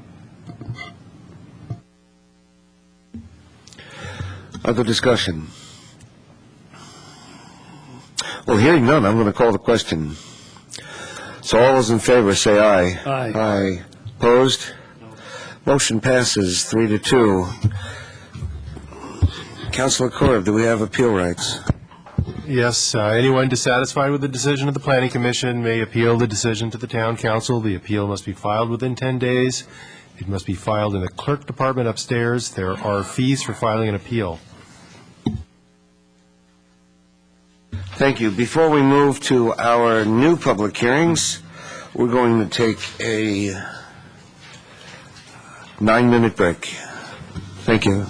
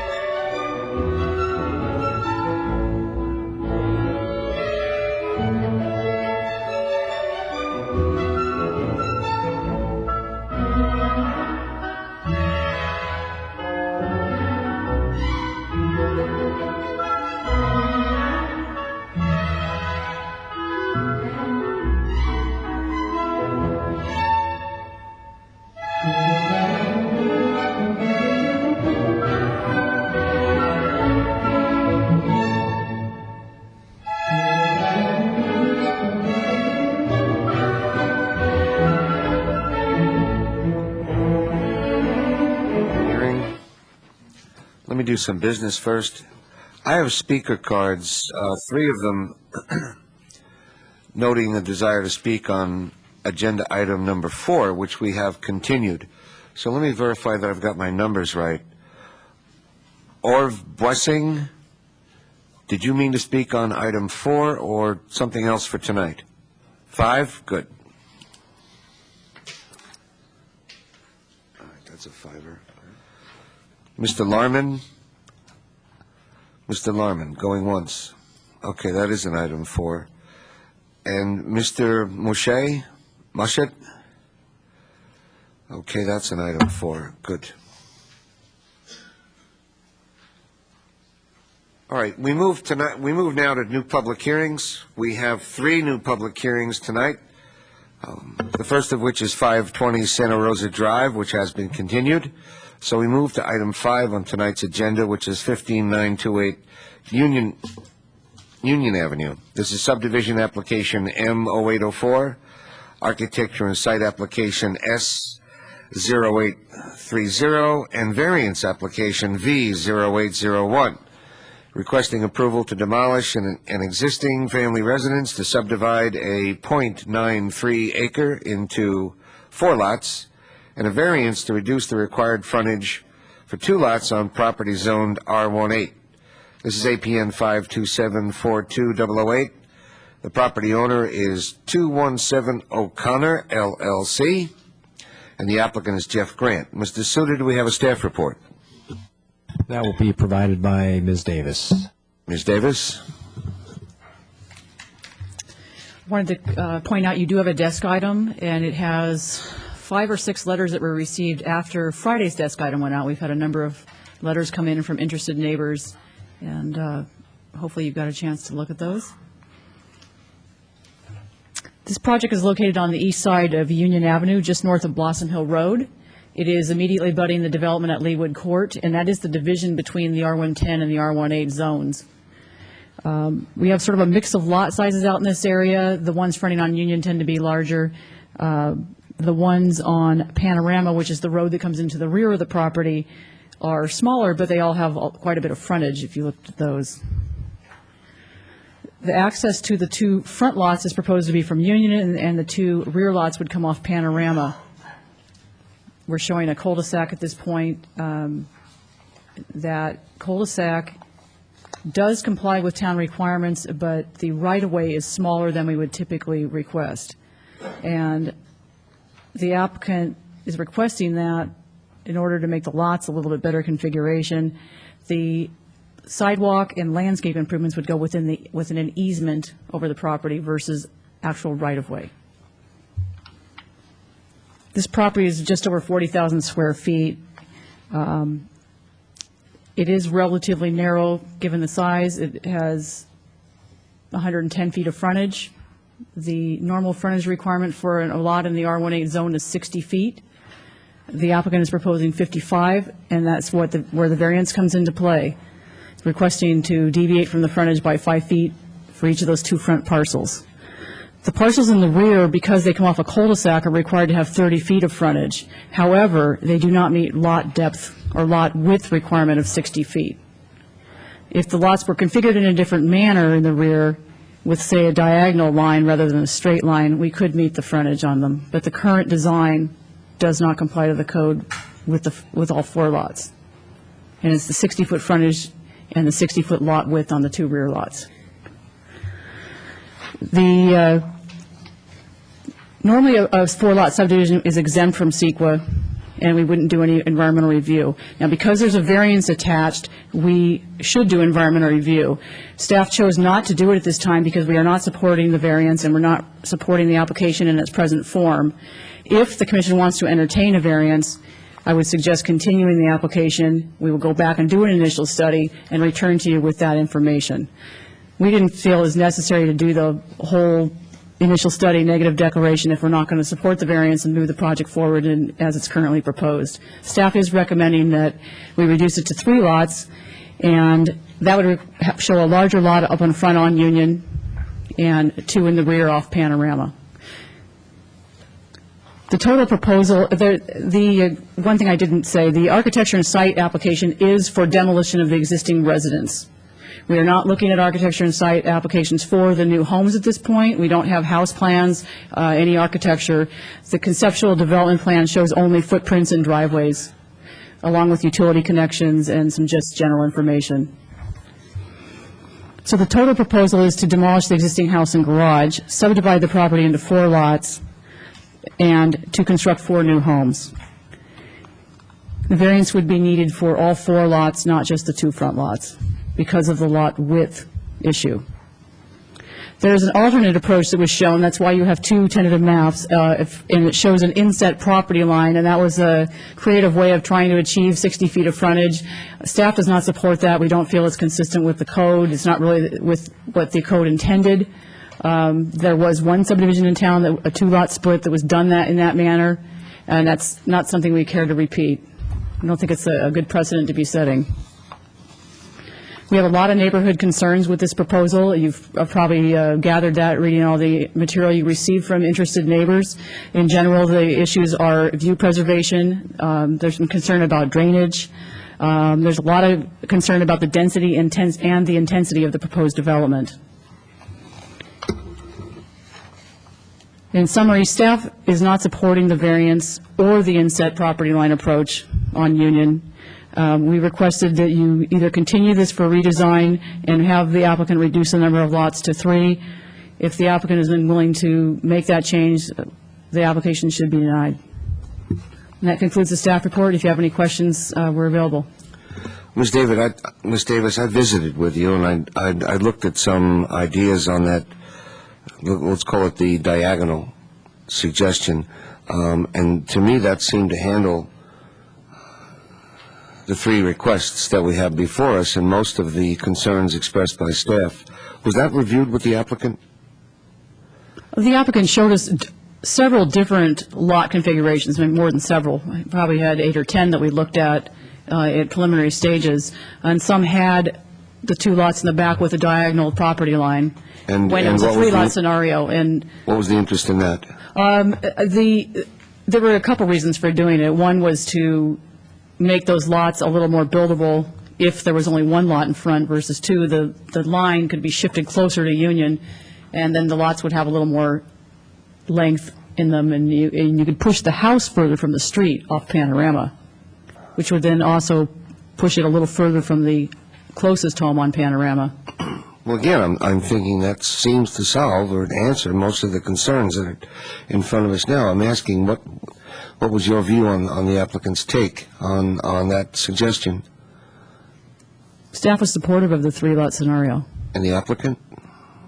Well, I think the applicant felt that 4 lots was needed from their perspective, and I think he can probably explain that when he gets up and speaks. I will ask. Questions of staff? Commissioner Sayoc. Thank you for being here tonight, Ms. Davis. This is a complicated project, so I appreciate you walking us through it. A couple of scenarios, and I understand staff doesn't necessarily support it, but I do want a better understanding of it. The alternative that is provided in our packet where I don't even know how to explain it. It's the second alternative where it's 45, you go in, and then it's 15-15. I still don't understand that. How are you getting 10 extra feet? They're not gaining feet. They're simply trying to manipulate a property line so that there's 60 feet of frontage. Okay, is it just that it's a little bit wider in, and so that's how? Well, they're insetting it, so you have one dimension that comes this horizontal to the street, one that comes up and then over, and you're not really adding 5 feet. I got it, okay. Visually, looking at it from the street, it's not going to appear to be any wider than 55 feet for each lot. Okay, thank you for that. And then another, again, talking about width, in the applicant's letter, he stated, let me find my specific notes, that directly across the street, there was a home that was approved that had a 20-foot width. There's a flag lot across the street, so it has a panhandle that comes out on the street. And that's a lot that's been existing for many years. The town code discourages flag or panhandle lots. We don't often approve those. The only cases I've seen them approved in recent years have been where there's already an existing pattern of flag lots. For example, Pine Avenue has a lot of them. Okay. And so when you have an existing prevalent situation like that, we might consider it, but otherwise, they're generally not approved. Sure. And then my third question, one of the issues that was addressed, that was you mentioned in our staff report, was the right-of-way radius on Panorama Way. With the 3-lot configurations that you saw, would that address the right-of-way radius so that it would be the 45 that town recommends? It could be conforming. Okay. Okay, thank you. Other questions of staff? Commissioner Telesfori. Thank you, Chairman. In one of the letters from one of the neighbors, it's, page 2 of, was received on June 2nd. It's this colored graphic here. The reason I'm looking at this and asking, and what I want to know is, the lot that we're looking at is a very deep lot, but then I noticed that the lots to the north, am I reading this correctly? They're all very deep as well. Perhaps not as deep as the subject lot, but they are as deep? I mean, they're very deep. They're deeper, yes. They're deeper. Okay, There's so- a series of lots, maybe 5 of them, that are larger. So I have a question. Historically, would you know anything about that property if perhaps that was 2 lots? It almost looks like it had been meant to be 2 lots. The applicant's property? Yeah. You don't have... I'm not aware of it having been previously 2 lots. If it had been, they probably would have gone for a certificate of compliance to reestablish those. All right, thank you. Commissioner Bourgeois.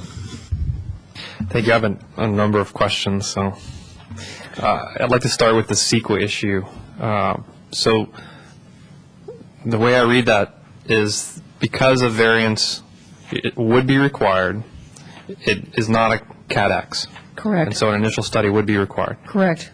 Excuse me, what's a CADX? I'm sorry, a categorical exemption. Yeah. Sorry. Thank you. So, well, no, this is an important point. I want to walk through this issue. So if we go with staff's recommendation, which would not require variance, correct? Correct. Are you then saying it is a categorical exemption, or would we do an initial study Yes, I am anyway? saying if it was a conforming subdivision, it would be a categorical exemption. And we would not do an initial study? Correct. Okay, thank you. My second question, in the desk item we just got, I don't know if you've had time to review it, the letter from the Hicksons, I believe, they have a copy of something called the Declaration Imposing Covenants, Restrictions, Easements, and Agreements for Panorama Way. And there, on page 2 of that, clause 8, it talks about lot width no less than 82 feet. And does that... Commissioner, let us catch up to you. Sorry. We have a number of desk items for item number 5. It's referring to attachment, or Exhibit 19. Exhibit 19, yes, thank you. I would just, maybe at some point later in the meeting, if we could get clarification on whether that applies to an extension of Panorama, whether, the history of this, is it still in effect, and how that relates to that versus the 35 feet. I'll review it with our engineer. I can't answer that right now. Okay, great. So if I can move on to my third question. I want to clarify, Exhibit 19 from Joe and Janice Hickson, dated June 23rd. Let's make sure we all have the same document. It's the attachment to that letter. The declaration itself, but I wanted to Correct. find the cover letter. Correct. 20, yes. Yes, that's their cover. All right, Commissioner. Commissioner Sayak, do you have it? Okay. Go ahead, Commissioner Bourgeois. My third question, there's been a size of the home proposed, 2 stories, 2,600 square feet, but this subdivision application does not in any way approve or deny a house size. Is that correct? Correct. And finally, one one of the community benefits that was proposed on Panorama Way was that the cul-de-sac allows fire access. Is that dead-end Panorama Way out of compliance with turning radius for fire truck? Yes. Okay, thank you. And going back to the question about the lot depth being a little bit different on this lot versus the others, I believe what happened out here is that at one time, all of those lots were more or less an acre, and that's when the Panorama Way portion came in, and all those houses came across, and so those lots were all made a little bit smaller. And that's, I believe now, why the rest of them, even though they're still large lots, don't have the same lot depth as the applicant's property. Thank you. Other questions for staff? Commissioner Sayoc. Ms. Davis, with the 32-foot radius as currently proposed, does it meet the fire access? Yes, it does. Okay, thank you. Thank you. Commissioner O'Donnell? I'm just looking at the, what I would call CCNRs, the Declaration Imposing Covenants, Restrictions, Easements, and Agreements. And that, the declarant in that document is the owner of all the property encumbered by that CCNRs. And unfortunately, the exhibit does not have a map attached, so you can't tell by looking at it. But since this particular piece of property that we're talking about has a different owner and looks like was a different lot and configuration since the beginning of parcel maps, is there any reason to believe that that declaration would cover a piece of property not owned by the declarant? It does appear that it would apply to the Panorama Way lots, but not this lot specifically. Okay, thank you. You also note that those covenants apply to Tract 3597, and based on the engineering drawing, it doesn't make reference to a Tract 3597. That appears to be the Panorama Way subdivision. All right, let me just see if I understand then. That part of this parcel, which they would like to have access to Panorama Way, is that, well, I guess what I'm asking, is that whole lot, that .93 acres, part of the Panorama Way covenant conditions and restrictions? It does not appear to be, no. Okay, so this, then, this Exhibit 19 and the attachment really don't relate to what we have before us? Correct. Thank you. Other questions for staff? Seeing none, I'm going to open the public hearing, and will shortly call the applicant, who will have 5 minutes to speak. After any other public members speak, the applicant may then have 3 minutes to rebut. Now, if there are members of the public who wish to speak to this item, please turn in a speaker card, which you'll find in the seat back in front of you. You will then each have 3 minutes to speak after the applicant. And I now call the applicant, Mr. Grant.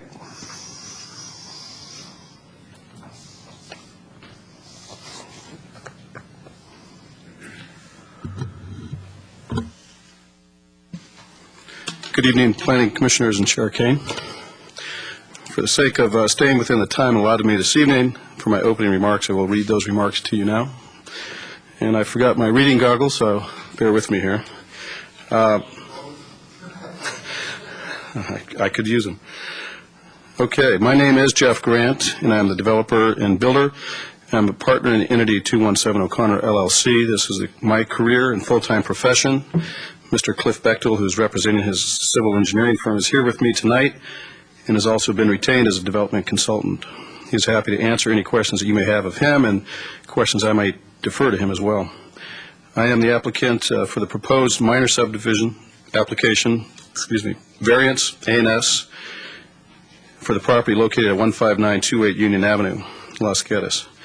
As I mentioned, I'm a resident of Los Gatos. I live at 39 Reservoir Road in Los Gatos. I've been coming to Los Gatos with my family since I was a young boy. My grandmother, Mary Potter Grant, was also a Los Gatos resident. For over 25 years, lived on College Avenue near downtown. I have deep roots in this wonderful town, and I plan on living and working in Los Gatos for many years to come. The applications before you this evening are for subdividing the property into 4 single-family parcels. No house plans are proposed at this time. Our eventual plans are to build 4 very nice, moderate-sized green homes with excellent design architectural features that will contribute and conform to the existing neighborhood. The proposed 4 new green homes to be built will allow for four families to live in these homes and will add much-needed new housing stock in the town of Los Gatos real estate market. Lastly, we put our heart and souls into the design and construction and give great care and much thought into those homes that we will design and build as if our own families will be living in them. The subject property was purchased in October 2007. We did extensive research to determine the single-family type of housing, including the consulting with our real estate and legal professionals. Prior to closing escrow to determine those homes and what would possibly be developed and built on the site, we collectively determined that this property is a textbook infill project.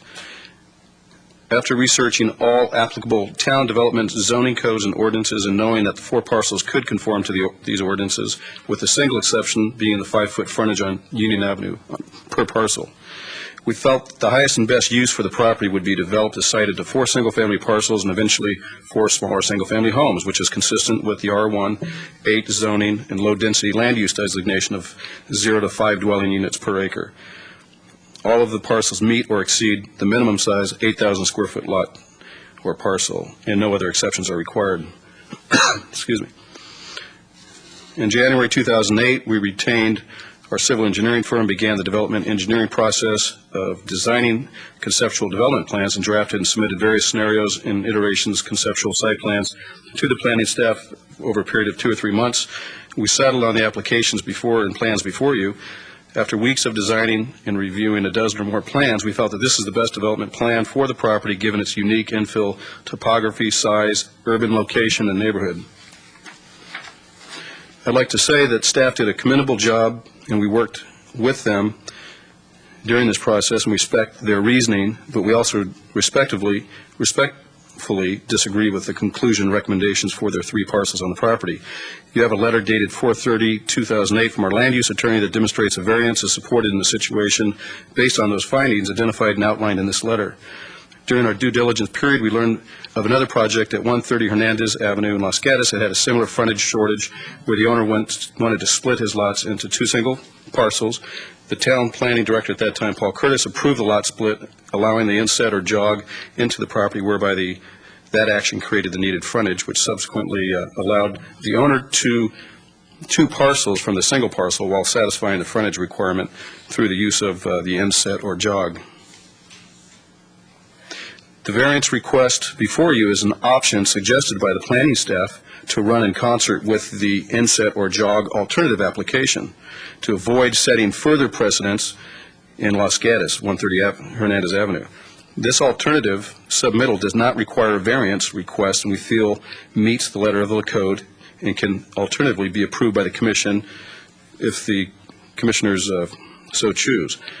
Our position is that the precedent has already been established with the Hernandez Avenue property. Having said that, we felt it made sense to go the direction of staff suggestions and let the commission decide on whether you will allow the 5-foot deviation based on the variance findings and avoid pursuing and utilizing the jog inset, which is not prohibited by town code or ordinance per our understanding and per our legal counsel. Thank you, Mr. Grant. Thank you. Do we have questions for the applicant? Commissioner Sayoc.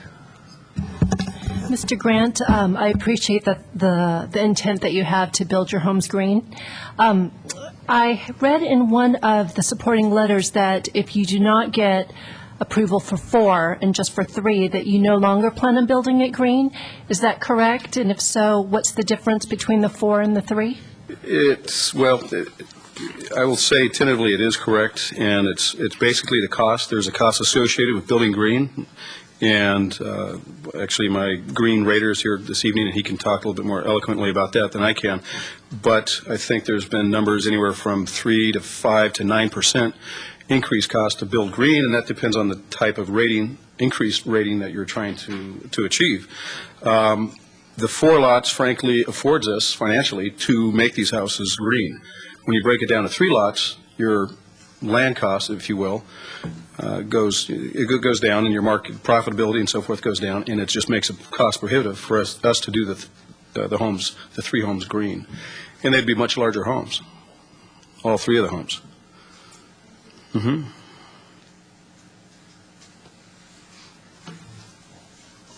Commissioner Bourgeois.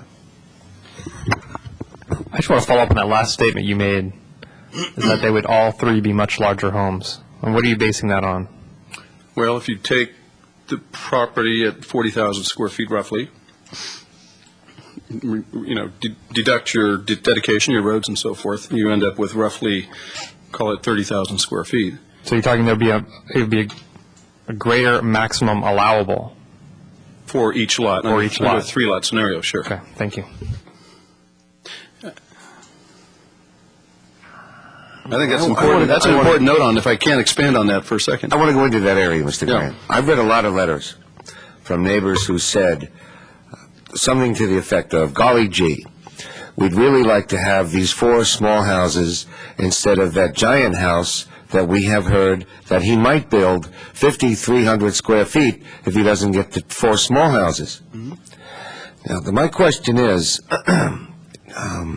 given that there are the houses in the area are from 1,700, 1,800, 1,900, then they jump to 3,100, 3,300. The largest house is 3,341.618 inches. Now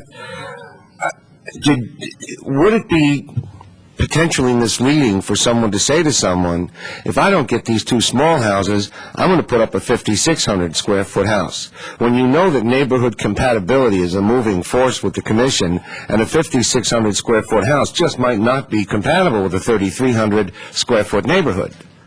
And I agree. And all the letters seem to say that. Where did they get that impression? I think I painted, a couple scenarios. One is that we could keep the back lots small in that 8,000 square foot minimum lot size, and if that left us with a 16,000 square foot lot on Union, that's an option that we could do. I also told them the flip side, we can reconfigure this and make them around 10,000, 11,000 square foot lots, and those FARs allow for about a 3,500 square foot home.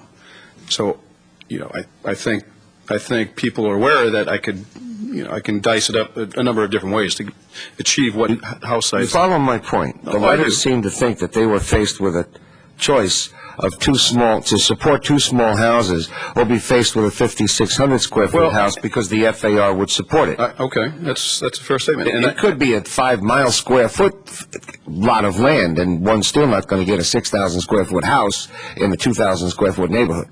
Well, and across the street, those homes go up to about 4,500 square foot, and they have basements of another 700, 800 square feet.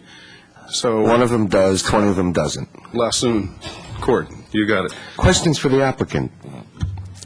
Commissioner Sayok.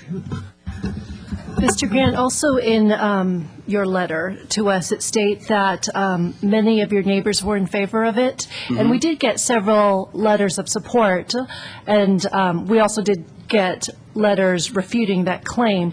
Could you just clarify tonight who you were speaking about when you were saying the neighbors? Sure. I'm curious if you've received all the letters. There should be 7 letters in total, 4 of which are neighbors, immediate neighbors, and 3 are Los Gatos citizens that either learned about the project through me or other means. And there are 2 neighbors on Leawood Court. Last name is Stapleton, Pamela, I think she has one letter in, and the other one is June Santiago. And so those 2 properties actually abut my property, so those are neighbors that are immediately impacted by this project. Mr. Chair, if I can ask a follow-up? Yes, you may. So they're the neighbors that would be the immediate neighbors on the Union south side. side. Have you had any discussions, or did you approach any of your neighbors on the Panorama Way side? I've talked to over 25 to 30 neighbors. Okay. And I've got I think there was another letter from Blackburn on Union Avenue. Across the street on Lassoon Avenue is Mark Tersini. He put a letter in. So I don't know. I think I only saw 2 letters in the package, so I'm not sure where the other 5 are. Mm-hmm. Other questions for the applicant? Commissioner Telesford, did you have your hand up earlier? No, did I miss you? All right. Then, thank you, Mr. Grant. Thank you. I have a number of speaker cards, following which you will have 3 minutes to respond or add anything to your prior testimony. Mr. Orav Boessing?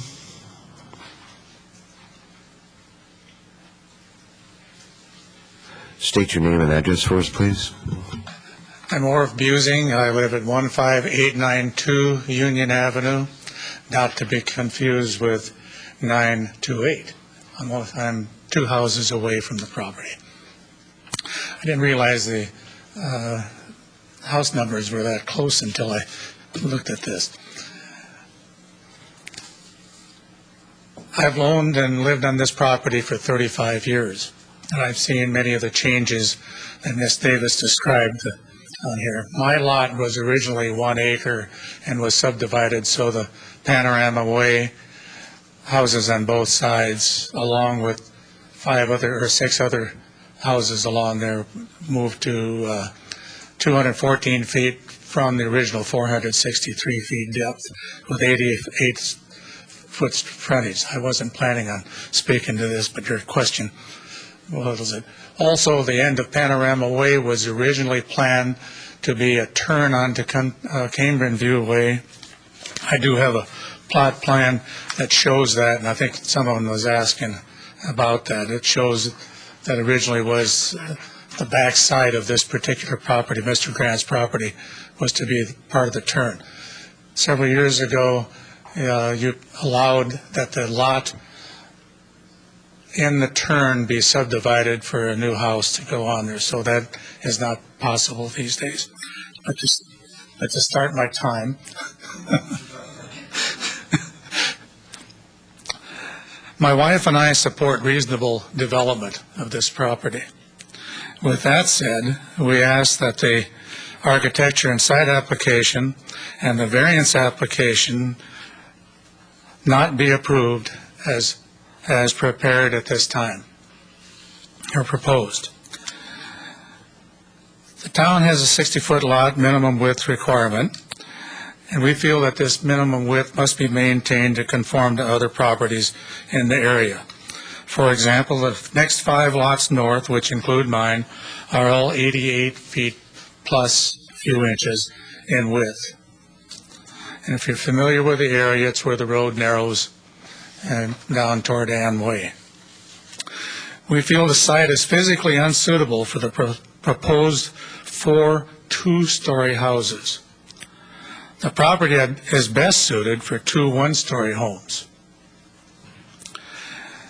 We have a question as to what the site grading plan relating to plot elevations might be. 2-story homes destroy what remains of our view of the Los Gatos Hills. We've gone through 3 developments since we've lived there. The Gans property, which is was in the first one on the Lassoon Court, then the Leawood Court, where we were enjoying a view, and we now have a 5-foot wall where dirt was pulled down, plus everything else, and our total view is gone. Thank you, sir. Let me see if there's questions from the commission. Any questions for the speaker? Commissioner Bourgeois. Thank you for coming down here tonight. I was curious, do you remember approximately the year that when your lot was subdivided? It was in the 50s, the late 50s, I believe. Okay. Thank you. When it was done. The house was built on Mr. Grant's property in 1955, and my house was recorded in 1950. So it was after that, and I'm not sure when the Panorama properties were built at that time. Thank you. But the key thing is drainage, and I know my time is up, and I should have started early and let the rest go. We all have water. Let me see if there's a question on drainage. Any questions for the speaker on drainage? Commissioner Telesfori? Would you like to elaborate on that issue about your drainage? Thank you. We all have sump pumps, or most of us have sump pumps that run continually during the winter. With each of these developments, it has not reduced our water under our house. We know there's an underground spring and water that starts above Lassoon Court, comes down across Union Avenue, and runs through the backyards through Panorama Way. Lucille Gans, who owned the Gans property and who worked for me at one time, used to tell me her dad used to hunt ducks in a pothole in my backyard, which is Panorama Way. So we still have the water coming down through there. So I know we can't request that the drainage problem be improved, but we ask that it not be impacted anymore, because putting more houses on, there's less area for the groundwater and stormwater to perk into the ground. Thank you, sir. Thank you. Other questions for the speaker? Thank you. Terry Four. And Terry will be followed by Nancy Four, if you'd like to be situated near the microphone. Hello, my name is Terry Four. I live at 103 Leawood Court, and I apologize that I've taken away some of your view. I'll keep it brief. My wife actually has more on her list, but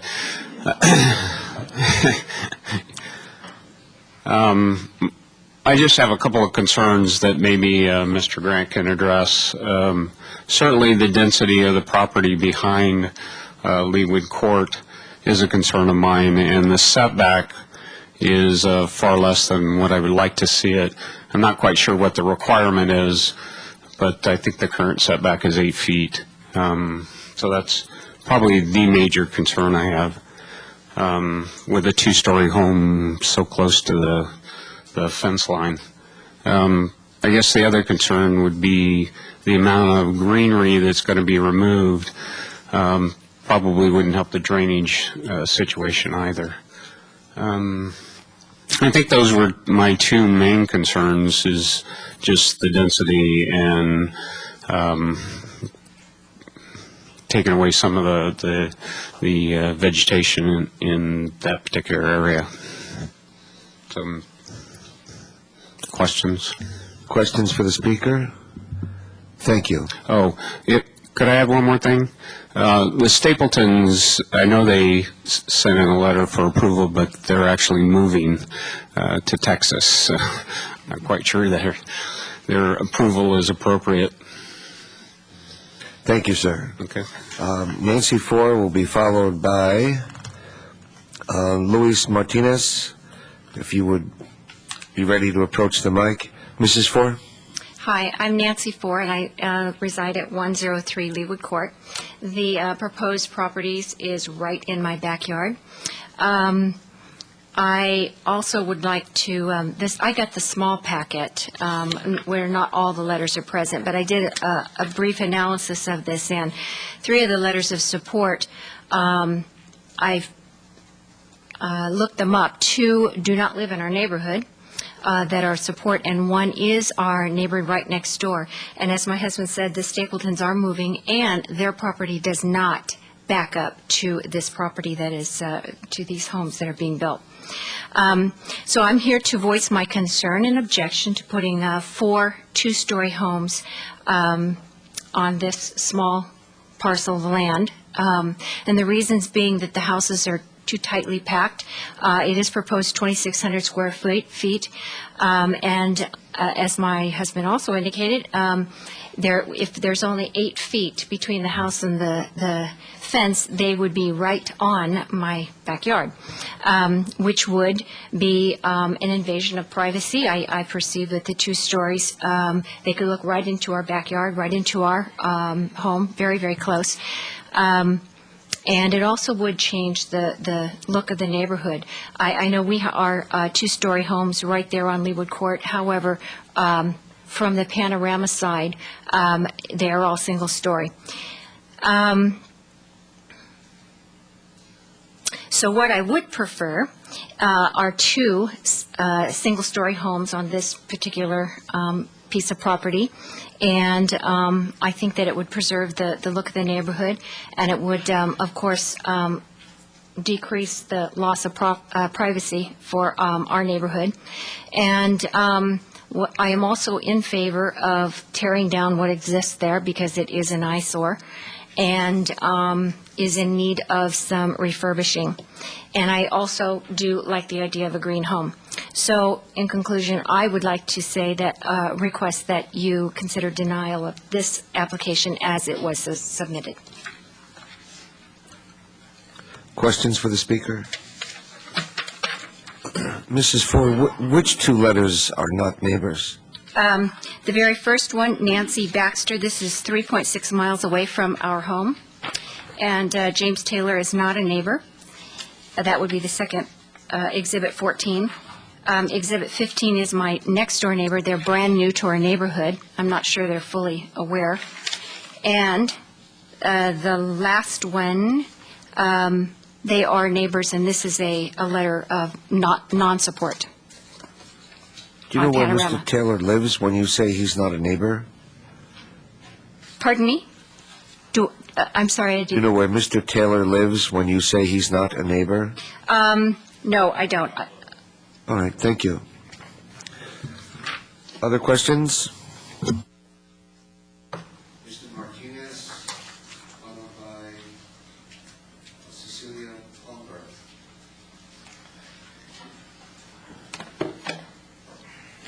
My name is Luis Martinez. I live at 101 Leewood Court. I'm also right next to the property of the Fours, and we lived there since 1998.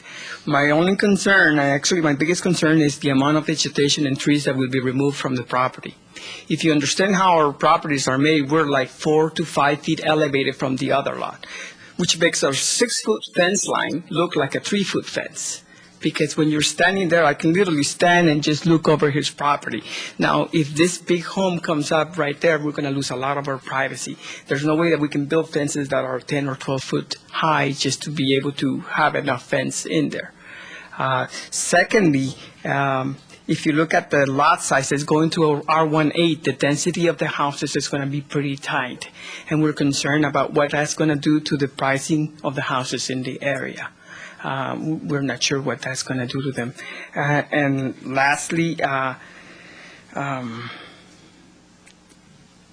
R18 size of the lots, we looked at making homes there ourselves years ago, because this property has been for sale for many years. And we went to the Los Gatos Planning Commission, and they told us that this lot could only be subdivided into 2 lots. Never into 4. And so we just said, 2 lots is not enough to make anything out of this thing. So I don't quite understand how you are now allowing 4 lots to be built into the property. That's pretty much it. I know Jeff is a pretty nice person. I spoke to him many times, and I wish him all the luck. I know we're trying to all make money and make homes there, and we all want to be happy with what's put on that property. Once again, that property is very old. It should be torn down, but the question is, what do we put on it? Thank you. Questions for the speaker? I have a Commissioner question, Machici. actually. Isn't there an allowable 8-foot allowance if both neighbors agree that there could be a privacy issue in the back fence area? That's correct. Did you understand that, sir? Not really. Commissioner, why don't you explain? When both neighbors agree, and if there's a privacy issue because of what you pointed out, the fence can be taller. Oh, okay. Got you. And I think it's measured from the side where the dirt is the highest. Okay. Commissioner O'Donnell. Sir, could you tell me the size of the lots on Leewood, in particular your lot? They're 10,120-something feet. Thank you very much. Other questions? Thank you, sir. Cecilia Holmberg, followed by David Edwards. Good evening, Commissioners. I'm Cecilia Holmberg. I live at 103 Panorama Way. My husband and I and my 8-year-old step-twins have been residents for 7 years. I'm not going to address a lot of the other concerns that I know my neighbors are going to be talking to you about that my husband and I concur with. The one issue that I would like to bring up is traffic concern on our street. There are currently 7 children under the age of 10 who live on our street, soon to be 8, and 3 more in junior high and high school. We really, really, really would not like to have 2 more houses on our street. The current traffic situation is enough, we feel. And that's our main concern. I also wanted to actually share with you what my stepson feels. He couldn't be here tonight, but he had very strong feelings about the development. He's very upset to be losing the field, and he would like to tell you that he thinks there should be one property, 1 foot tall, covered in solar panels. That's it. Well, Commissioner Bourgeois and I would agree with you on that. But, you know, in the event that something is built there, it seems the access to and from Panorama Way would be the likely course. And if you felt that increased your traffic, if that happened, you could approach the Community Development Department, ask for a traffic calming study, part of which might result in speed bumps or signs or discouragement or that kind of thing. But I'm just saying it's a likelihood that there may be some increased traffic. Other questions for the speaker? Thank you very much.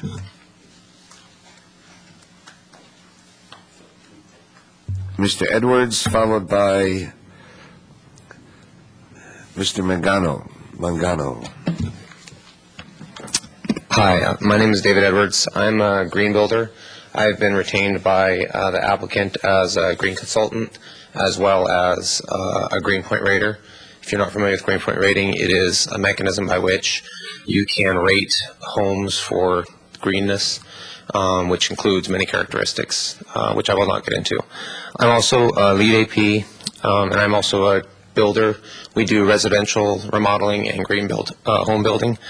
We have not, nor are we planning on dealing with the build portion of this project at all. I am purely coming here today to kind of give the green building aspect with relation to this project. I have done work for transparency. I have done work in Los Gatos. I am not an advocate for nor an antagonist against this project, whether it's 2 houses, 3 houses, or 4 houses. I have, like I said before, been asked by Mr. Grant to come here and kind of give you an idea of what his role is or my role is as far as consulting for this project. I would like to say that I was not aware of the stipulation by Mr. Grant that I became aware of in this meeting, that if the project is not allowed to be 4 houses, that he will not build green. That was recently told to me at this meeting. Mr. Grant has no idea what I'm about to say, and he has not asked me about it. So, firstly, I would like to point out that this area has a population growth and a housing shortage, that the existing housing is not adequate, and that's why we've had explosive growth in perimeter areas which have increased traffic, pollution, fuel consumption, and greenhouse gases. The alternatives to infill building, to increasing the number of housing units in the area, are building up into the hills, high-rise buildings, low-rise condominiums and townhomes and apartments, and in my opinion, the least confronting or least aesthetically pleasing, most aesthetically pleasing is to increase the density of mid-size single-family residential in infill lots. I think this most tastefully integrates with single-family residential in areas of these. These houses that are being proposed are not large houses. There's little difference between a 3 and a 4 number of houses in a unit aesthetically. And the alternative, while I'm totally against larger homes, are larger homes in this area. Mr. Grant, like I said before, has hired us as a green consultant. We are here to purely add to the greenness of these projects and for no other reason. Mr. Grant has shown an openness and enthusiasm to modify the structures and the specifics of the homes for green. Thank you. Let me see if there are any questions. Commissioner Bourgeois. Thank you, Mr. Edwards. I think this commission is probably a little bit more familiar with LEED certification than we are with the Greenpoint system. Could you maybe explain if there are equivalents of, like, silver, gold, platinum, and if there are a certain point target that Mr. Grant was shooting for? Right. Sure. So if you're familiar with LEED, there's a LEED for homes that just came to fruition in the last few months. LEED is aimed at the top 5% of single-family residential homes. 95% of residential homes built in the United States will not pass or will not qualify for LEED. The idea behind Greenpoint Rating was to give a rating system where 95% of the homes built can qualify to a certain level for Greenpoint Rating. Greenpoint Rating is sponsored by Build It Green, which is an organization based in Berkeley. And what it does is it, on a rating system where the minimum number to qualify for Greenpoint Rating is 50 points. The maximum home, which is a home which my company has built, is 304 points. The mean home for Greenpoint Rating is 84 points. The median is 104 points. And Mr. Grant has, through consulting with me, has shown interest in building homes in the 114 to 117 point range. I'm also a member of the San Mateo County Advisory Board for Green Building, as well as the Advisory Board for the City of Mountain View. And both of these jurisdictions have included in their building ordinances now a minimum number at 50 points to kind of adhere to Greenpoint Ratings minimums. Thank you. That was a great answer. If I could follow up to that, we heard some percentages thrown out as to what the increased costs of hitting that target would be. I was wondering if you have any hard data as to how much additional per house that would cost. Right. So I do not agree with Mr. Grant. The only projects we build are green homes, and we remodel green. We can make green homes or normal homes. I'm going to ask you to take a slight break. Okay, I'm sorry. I thought the answer might be helpful or important to Mr. Grant. Mr. Bourgeois' question was regarding the increased cost on 3 houses that were green, and your answer was, please repeat it. I'm sorry. There is no increased cost for a moderately green home. Okay? I want to explain my reason to that to folks not present, that Mr. Grant at the moment was engaged in an appropriate conversation with staff and may not have heard the exchange. Thank you. Commissioner Bourgeois? And the final follow-up to that is I've seemed to remember reading in the paper that actually green homes actually have a greater market value than a comparable non-Greenpoint rated home. Do you have any data to support or refute that? Right. So IMRE Communications, in association with the Real Estate Industry Trade Group, has done a study. It is the only published study that I'm aware of showing that green homes, and this is nationwide, not specific to the area, green homes have between a 4 and 17% increased value when purchased on the open market, depending on the greenness of those projects. Obviously, as with everything relating to value, value is in the eye of the beholder, first of all. And secondly, value can be, with green homes, can be dramatically different between a very moderately priced green home or moderately green home and an extremely green home. And a lot of that has to do with decreased utility costs, decreased maintenance costs, increased longevity of the project, increased healthiness of the project, which, I mean, different people put different values on those things, so it's hard to put an exact number on. But yes, there is a dramatically increased valuation of these projects. Thank you. Other questions for the speaker? Thank you very much. Thank you, sir. Ma'am. Mr. Mangano, followed by Mr. Jeff Mitchell, if you would be ready.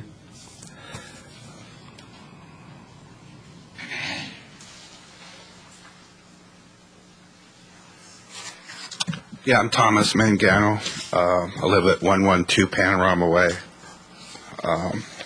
I am the property that would be adjacent to the proposed subdivision to the north. I would be at the end of Panorama Way and would abut the property. I've lived there for 33 years. I've also had the water problems and seen development go around this lot.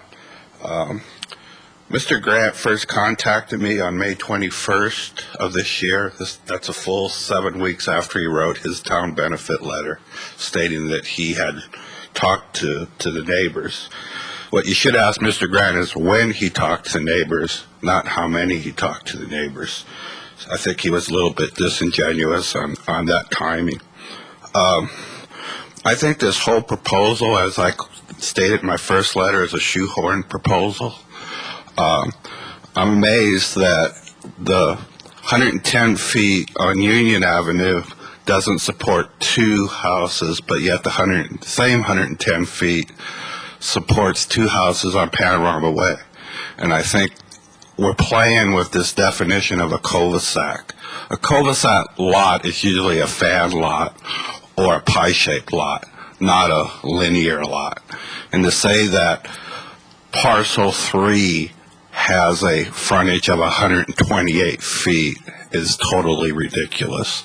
So I think you have a loophole in your whole thing of this 30-foot thing on a cul-de-sac. It's an absolute loophole. And now we're talking about making diagonal lines again to get past all these things. This whole project is dancing on a pin. And if you allow this, you're going to come into all these privacy issues, light issues into my lot, 8 feet setbacks. I just think this proposal is a shoehorn. And Mr. Grant wants to get 4 houses, and he's done everything he can to get 4 houses. But I also had the understanding that this property was only good for 2 houses. And I think when it was actually put on the market originally, it said that it was for 2 houses. So I would like to have, yes, I'd like to have my views, but I would also like to have my privacy and solar rights. And when I called Mr. Grant and explained to him that I didn't think this was a good thing, he said I was wrong. Well, this is what I will be looking at, is a solid wall, and particularly if it's 2 stories high. So I would severely ask that A, you close the cul-de-sac loophole, and B, that you not approve this project. And you have my other 3 letters on file. Thank you. Any questions for the speaker? Thank you very much. John Schwartz, followed by Kathy Schwartz. Actually, I think it was, you had Jeff Mitchell up next? Did I? Yes. Let's have Jeff Mitchell up All next. right. It works out perfect because I'm here. Can I turn this back on? Sorry. I work in the industry and I can't figure this out.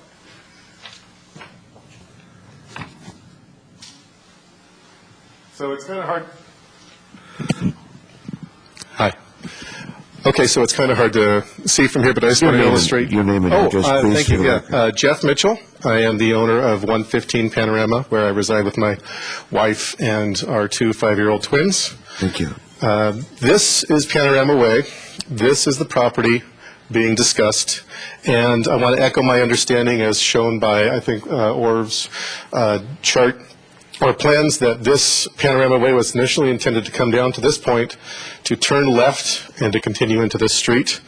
If you look at these properties, each of these are single-story homes, and this property is the Grant property, where you can see that it was previously subdivided. Each of these is in its own single-story home, and I think any development of anything beyond a single-story home there breaks the integrity of the home.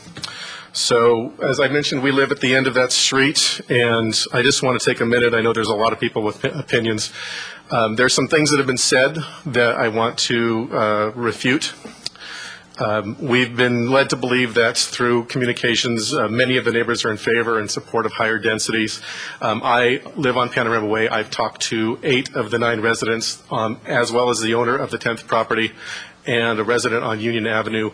Nobody is in favor of higher density.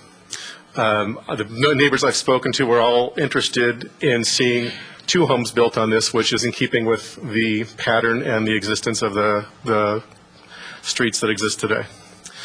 We've been told that it's been stated that there's frequent dumping of miscellaneous trash, landscape waste, and occasional disposal of appliances on this property. I'm stupefied by this one. It's a fabrication. There is no such actions taking place. Nobody dumps appliances on this property. It's far from a blight on the neighborhood, as it's been said. I think 2 homes that are 2 stories apiece at the end of this residential street, that would be a blight. This is supposedly conforms with the neighboring homes and is transitional. Well, Panorama Way, like I mentioned, is a street of single-story homes. They are not, 2-story homes would not be compatible with Panorama Way. This extends the street into a lot that, as you can see here, and apparently from previous plans, was intended to hold 2 homes. And also, the zoning seems to imply that the intent was to have this as transitional, and as I mentioned before, it's not expected to be transitional. It wasn't planned when it was first developed to somehow bridge larger scale homes to a smaller neighborhood. No.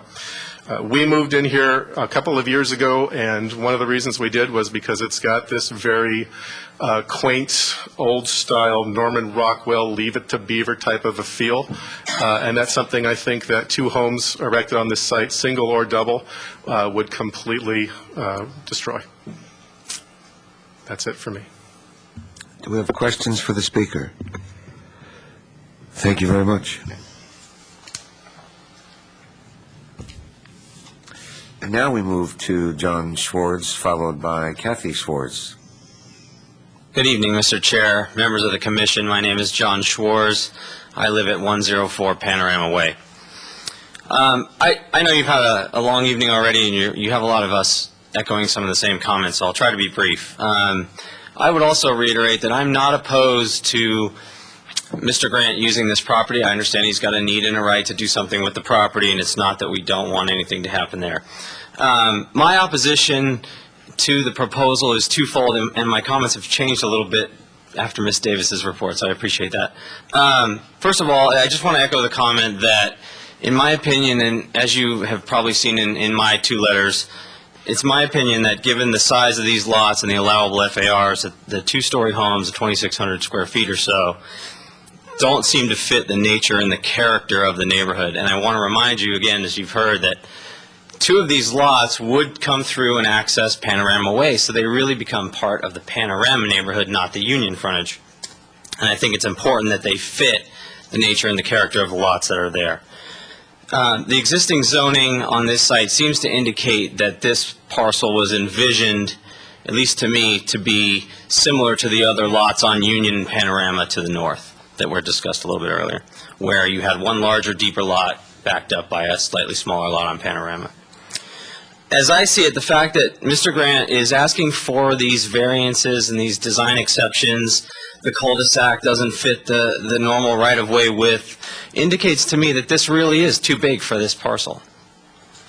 And as I mentioned, again, my comments have changed a little bit on the CEQA review. I'm pleased to hear the report that staff agrees with my comments about that this is not eligible for the CADX, Section 15315. I don't think it applies to this project.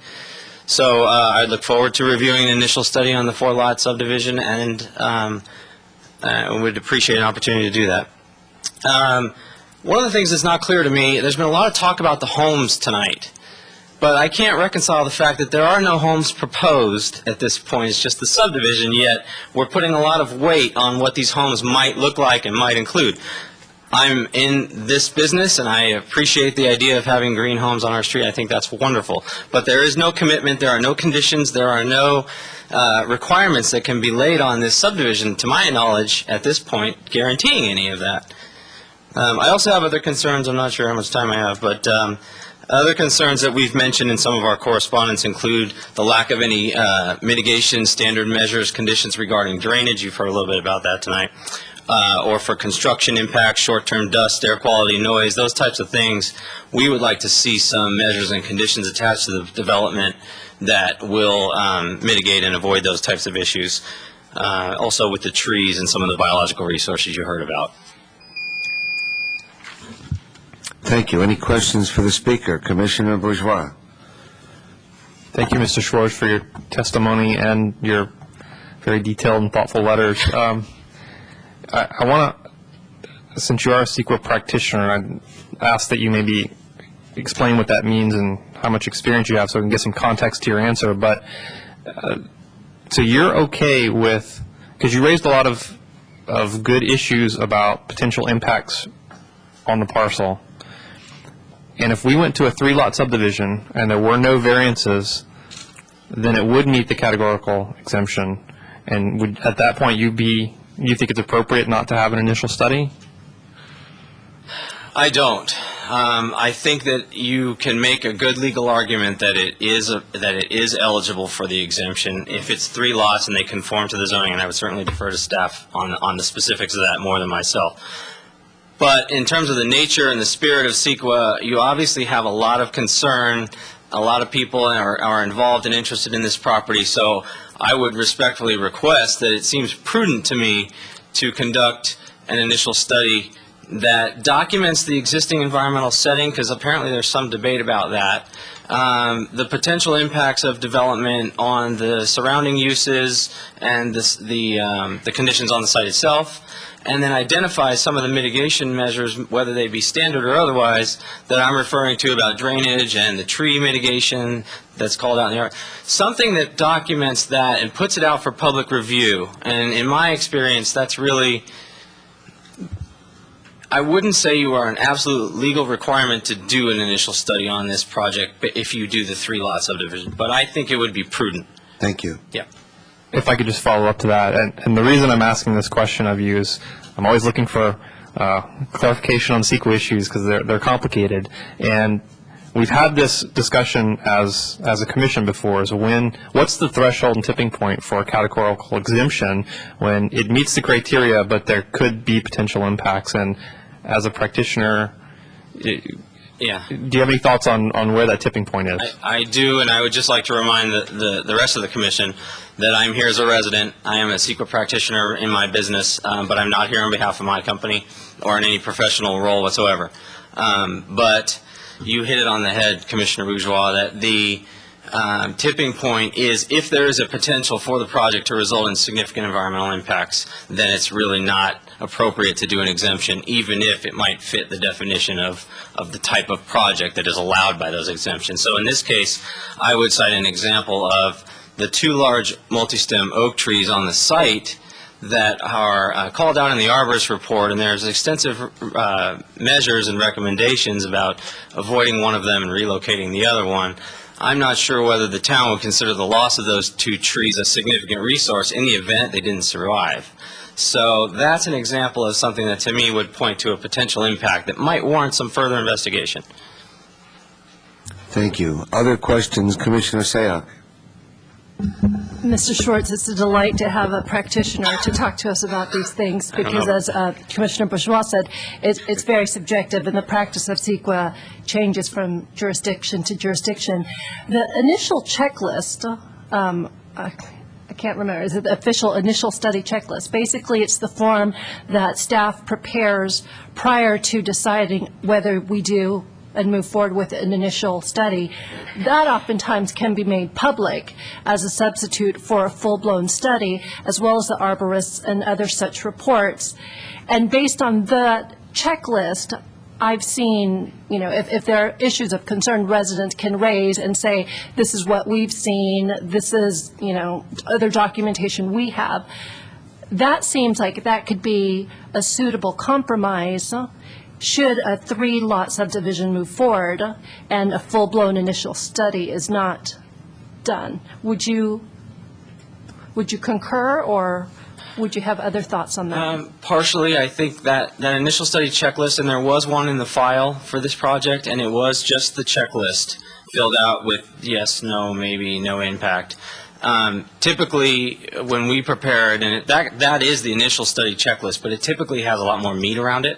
It usually has a lot of description about the existing conditions, maybe not in this case, but existing traffic data, existing noise measurements, existing soil conditions, all described in and around those checklist items, and then it's usually followed by some discussion of just narrative about the potential impacts, and if there's a technical report like the arborist report, it would be attached to that. And that initial study can be linear, or it can be more extensive depending on the nature of the project. I'm certainly not here advocating that it needs to be, multiple volumes and dragged on for any means. But the nice part about it is it invites the public a chance to read, review it, and comment on it, and it provides the rationale of why the town does not believe that there are impacts. Thank you. Yeah. Other questions? Thank you very much. Kathy Schwartz. Hello, my name is Kathy Schwartz, and I reside at 104 Panorama Way, and I am also a registered professional civil engineer. So I am going to limit my comments specifically to drainage, since my fellow neighbors have pretty much covered the rest of the board. My comments are mainly questions. I have 3 specific things that I have a question on. The first one is the drainage. The preliminary grading and drainage plan that we received dated March 12th had no preliminary grading and drainage improvements on it. It was purely an existing topographical survey that showed all of the existing drainage draining onto Panorama Way and did not show any improvements about how the existing parcel would be mitigated. Currently, that lot is 100% impervious, which means that all of the existing runoff that drains onto that site is 90% pervious, meaning it goes back into the groundwater. Once it is developed, you would think that almost 90% of that site would then become impervious, meaning more of that runoff is going to come onto Panorama Way. As you heard previously, most of our neighbors have sump pumps, meaning that we currently have drainage problems. Most of our homes have water flowing underneath our homes, which is why we have the sump pumps. Our gutters are flowing full most winter long. So the question is, I would like to see how the project is proposing to mitigate this problem. My second question is on the cul-de-sac with fire access. Typically, a cul-de-sac or any turning radius of a fire truck access is between 38 and 42 foot minimum turning radius. The proposed radius is only 32 feet at the last time that I saw. So the question is, how is that being maintained, and how is the truck going to be able to turn around? The third question that I have is regarding SWIP, Stormwater Pollution and Prevention Plan. Does this project require any mitigation for a SWIP? And if so, I would like to see that. Will we have a chance to review that? Because, as mentioned before, we have many children on our street, and with all the construction traffic, I work on a construction site all day long. They blow in and blow out, and I want to make sure that we have preventative measures to make sure our children are safe, that the erosion is not coming down into our properties, that it's properly mitigated with wattles and whatever hay bales and whatever other drainage inlet protection they plan to do, but I would like a chance to see that. So those are my questions. And if you have any other questions for me. Commissioners, do we have questions for the speaker? Commissioner Sayoc.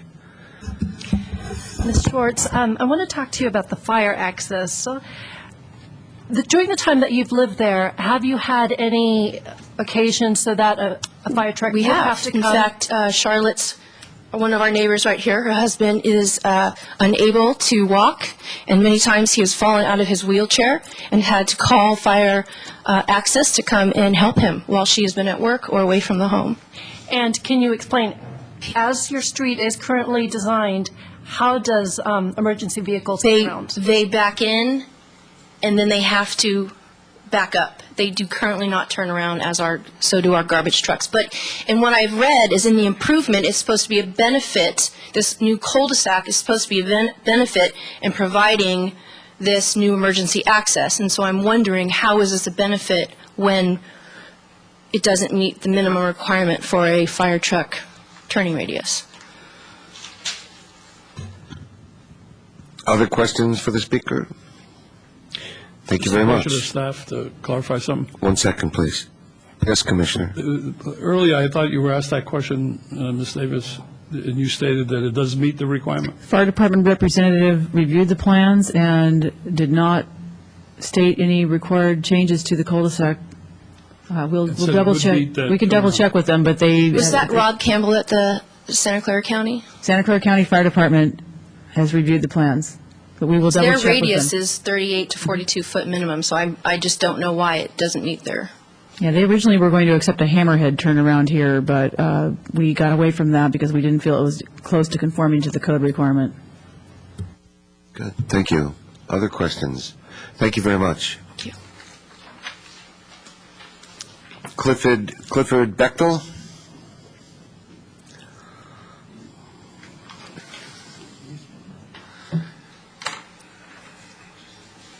Right? Yes, sir.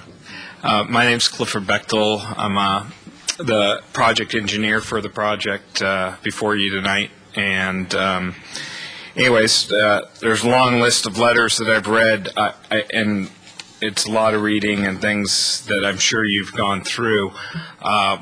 Couple on the last note. There is plans that show drainage up here. I don't know if you have the latest plans.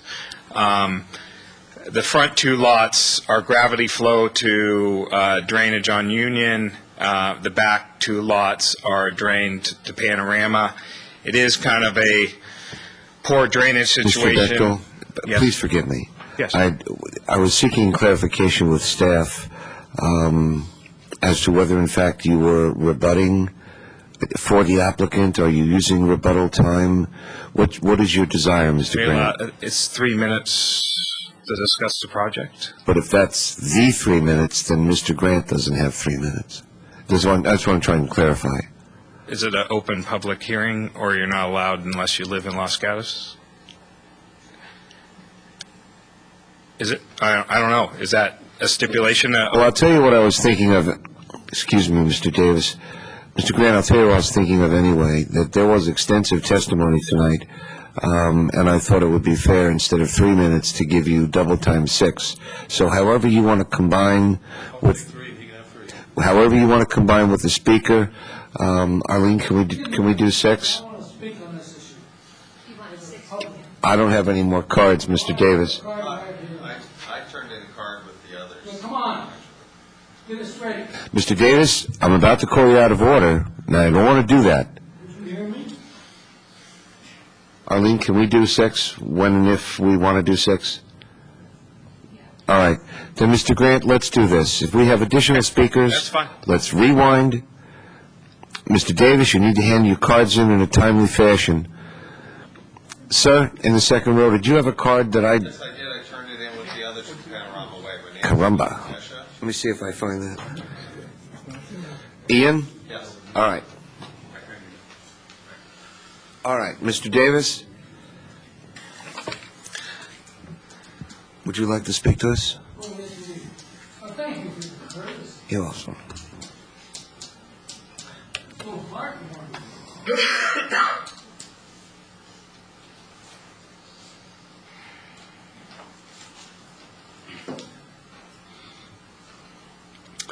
The first question I have, particularly after this competent lady civil engineer spoke, where is she?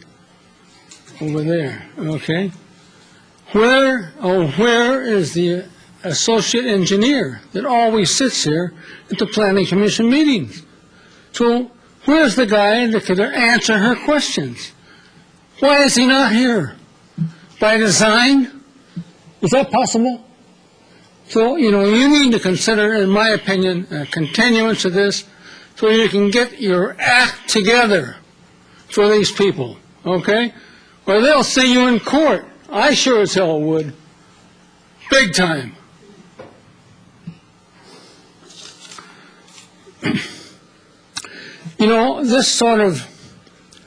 This is a homemade cottage industry in Los Gatos. This buying up of oversized old lots that have one little old house on them, two. This all started 2 or 3 years ago on Placer Oaks Drive, okay? The beginning of the cottage industry. Buying up large, oversized lots with have very old homes on it, and all of a sudden they're in for 2 lots, 3 lots, 4 lots. you go out to Placer Oaks and you see what happened to the neighbors there, okay? They built two long linear homes that looked like World War II barracks at Camp Stoneman. And the neighbors, the Greens, who live right alongside, are looking at a wall. They're looking at a 20-foot tall wall. Their view was stolen.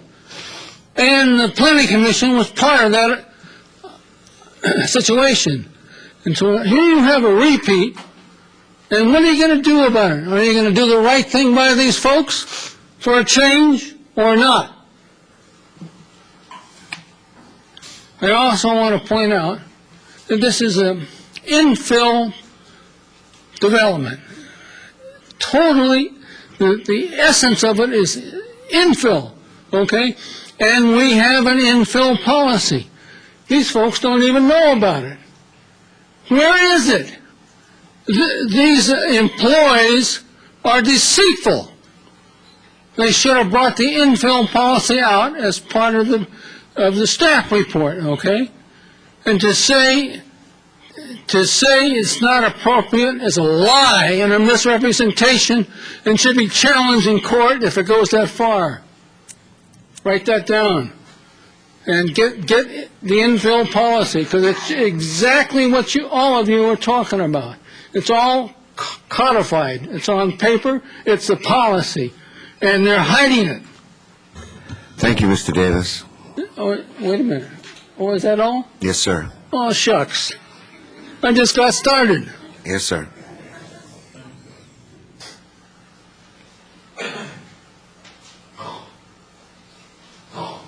Mr. Eshe? Hi, my name is Ian Esha. I live at 107 Panorama Way with my wife and 2 children, and I would like to thank the staff for their consideration in this report. Quite a few of my neighbors have covered the major points that I certainly would have covered, but there are a couple of things I'd like to take exception to, and I guess one of it is having people from 3.6 miles away and James Taylor, who I thought lived in North Carolina, being used as neighborhood references when in fact I've never met Mr. Grant. I've only heard of Mr. Grant, and I live very close by, right over here to the property. The dumping of garbage and appliances has been covered, never happened, never seen it. I quite honestly, I run through the neighborhood. I enjoy going past that lot. I do not have any difficulties, any problems with Mr. Grant developing properties there as long as it's within keeping of the neighborhood. And what I'm talking about is that they have the neighborhood integrity that is present there now. It's already been pointed out that these are one-story homes. For the most part, they're ranch-style homes on Panorama Way, and I would certainly request that any houses that front Panorama Way are kept to those standards. And again, if you just take a look at the Google map here, you barely see room for 2 houses, especially after getting that end cap or the actual finished off cul-de-sac bulb. I'm concerned about the deceit that's here. It may be part of business as usual. I don't know, because this is not my usual thing. I'm just trying to protect my neighborhood. The threat against building green, if you don't give him what he wants, he will not build green. You're all reasonable adults up there, and so I have no doubt that you had a little giggle and a twitch when you heard that one. And when Mr. Grant stated that these homes would fit within the neighborhood, that's just not physically possible if there are 4 homes. So that's really the crux of what I wanted to say tonight. Thank you very much. Any questions for the speaker? Thank you. Thank you. Mr. Grant, would you come up to the mic for a moment? Sure. And I apologize for the confusion on calling the speaker up and your associate. So what I'm going to do is what I said I'm going to do. We've had a lot of speakers, and I think you should be given a fair time to respond. So why don't we try up to 6 minutes for you and your colleague, however you wish to split it, and we'll just rewind and start all over again. I appreciate that. Thank you. You want to? Yeah. Why don't you go? That's fine.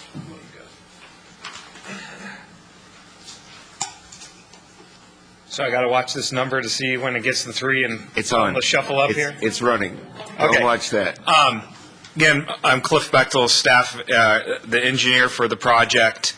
I'm just going to go through just a quick scenario that I had kind of up, and then I'll answer some of the questions that I heard tonight. Essentially, I've been doing this for 20 years, and infill lots are always very difficult and very adversarial when we have a subdivision that is primarily single-family lots, which are single-story when development codes allow a two-story structure. This particular area is a little unique because you got a raised subdivision above this project that is 2 stories that are very massive houses. So to qualify some of these houses to be single-story, first of all, doesn't allow Mr. Grant to go to his buildable per the code. Second is that he is meeting all the criteria as far as I read the code. The variance was brought in on this project because the planning staff didn't agree with how the code is being interpolated on the plans. That being said, I think Susan clarified a lot of things. If he went to 3 lots, wouldn't need initial study based on the opinion. To use a phrase earlier, we're all thinking adults here. Doesn't it make it kind of weird that you would have 3 lots that would be developed in the same aspects from edge to edge, and you have 4 lots that are going to be developed from edge to edge? There's got to be some reasoning there on if it's exempt or not. Lastly, on my general comments on the project is that we've met the code. The fire department has reviewed the bulb, and I know the Santa Clara code also. Los Gatos requires a 32-foot bulb. It was discussed before about 45-foot right away for the bulb. It's actually 42. It's just an additional 10 feet. All we're proposing is that would be an easement, not the actual property line. Go back to drainage.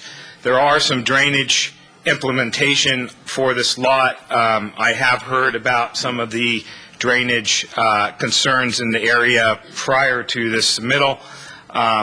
There's under drains proposed. The drainage on Union is 7 foot deep. We're trying to tie that in as much we can, gravity. Panorama is obviously 3 minutes. Thank you.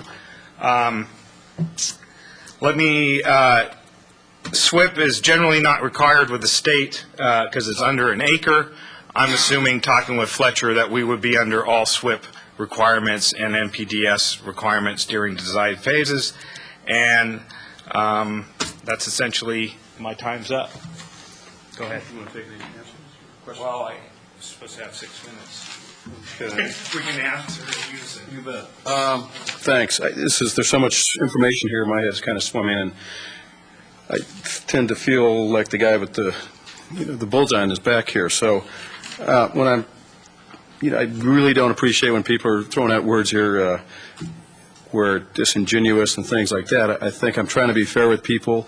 Some things get skewed. If somebody's adamant about not wanting any kind of development, sometimes those people become a little disingenuous. So I think what I can do is try to bulk a few of these similar questions that came together. A lot of the neighbors were saying, well, there was no trash and dumping there. I've been called out there, I think, on 2 occasions from my tenant on the property to come out. Mainly there was garbage bags, plastic bags, actually on the front of the property on Union. Somebody dropped an appliance there, a smaller appliance. So that's just plain fictional.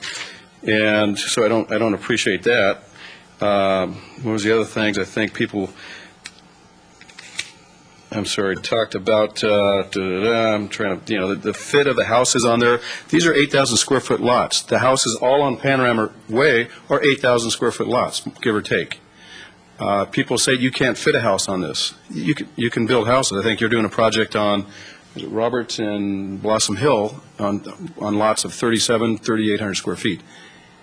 So my point is that, we're going to build to code, we're going to build to ordinance, and we would like to, make it affordable for some other families to get in here and not make it 3 larger homes, but to keep it 4, to make them green. I don't appreciate his comment that, a chuckle about that. I think it's an admirable thing that we're trying to do here. I'm moving my direction in my company into building green going forward.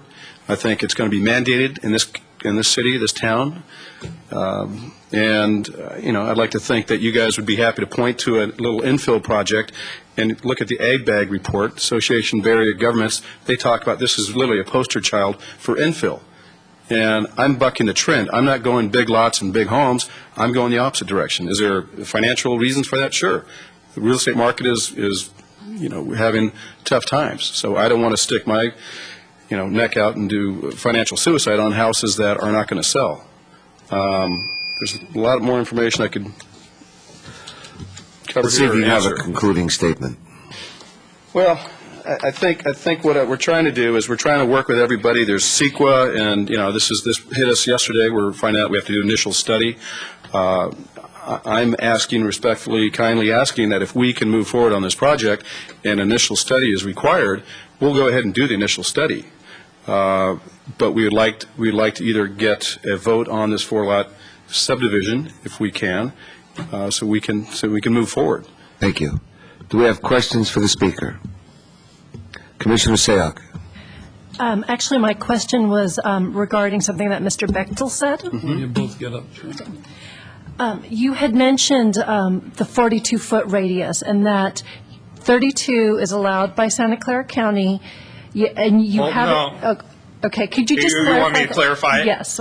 Okay. The previous speaker spoke of Santa Clara County fire codes, and in the regulations set forth in Los Gatos is 32-foot paved surface, basically from curb edge to curb edge, and 32, and 42 outside for supposedly the property line.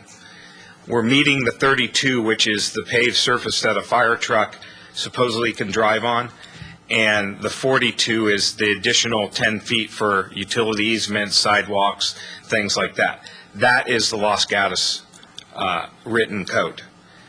Santa Clara has a wider bulb that is required for a fire truck. I don't know if Los Gatos has smaller trucks and why that is allowed, but that is the written code of Los Gatos.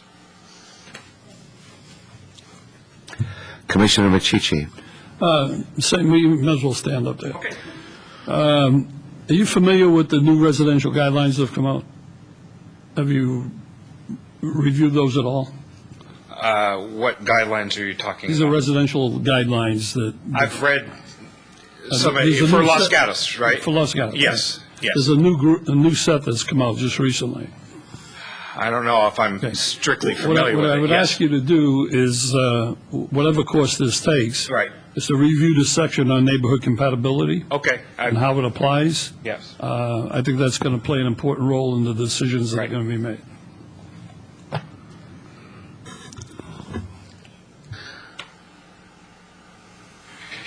Commissioner Bourgeois. Just to clarify, I don't think the residential design guidelines have been adopted by council yet. Is that correct? That's correct. We do advise applicants to take a look at it. It's getting pretty close, and they need to be aware of it. And when they get to the stage where they're designing houses, absolutely, they need to look at that document. Okay, great. Thanks for that clarification. Commissioner, may I add on your, hitchhike on your comment and then give it back to you? Whether or not we have revised residential guidelines, we have existing residential guidelines, and we have a general plan to which the guidelines may in fact be subordinate.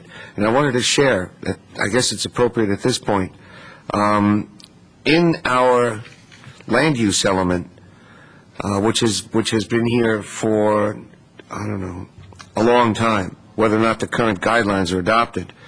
The speaker said everything complied with code. It's not always about code. The project, is or is this not an infill project?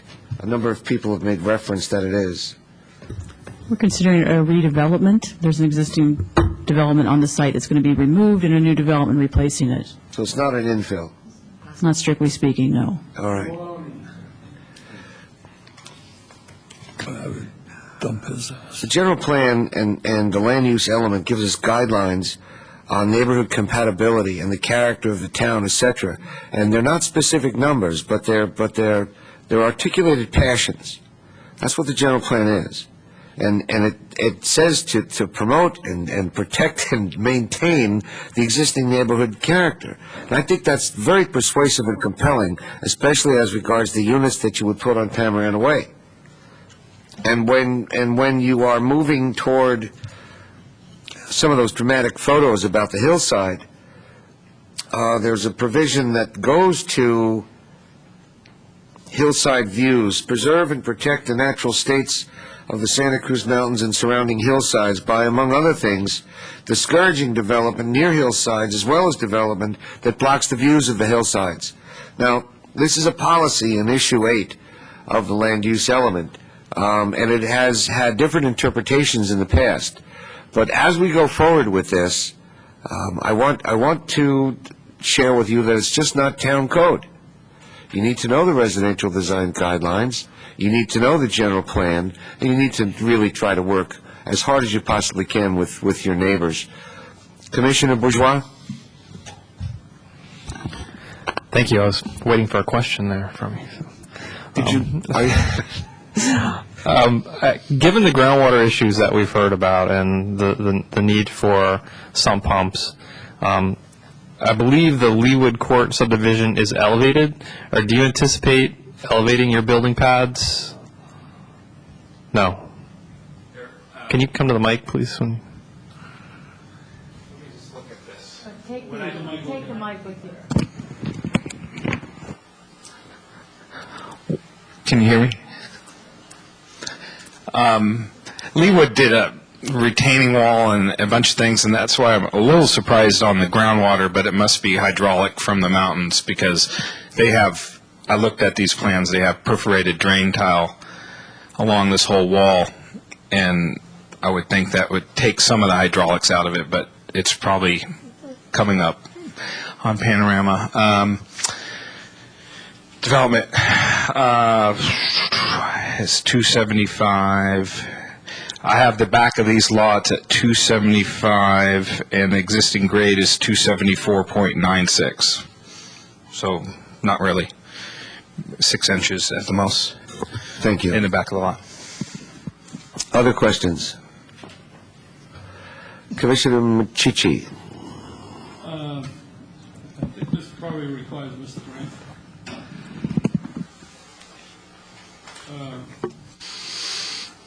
Making an assumption here that the course of direction may be to reduce the lots. Would you be willing to do that and redesign the number of lots? At this juncture, we're pursuing the 4-lot subdivision. I know, but I just asked you a very specific question. If you were directed, Not at this point. you would not accept that? Right. Okay. Other questions? On that note, we'll close the public hearing. And I will look to the commission for discussion or motion. Commissioner Mchichi. I'm going to make a motion to deny this application based on the fact that there isn't a willingness to reduce the number of lots. And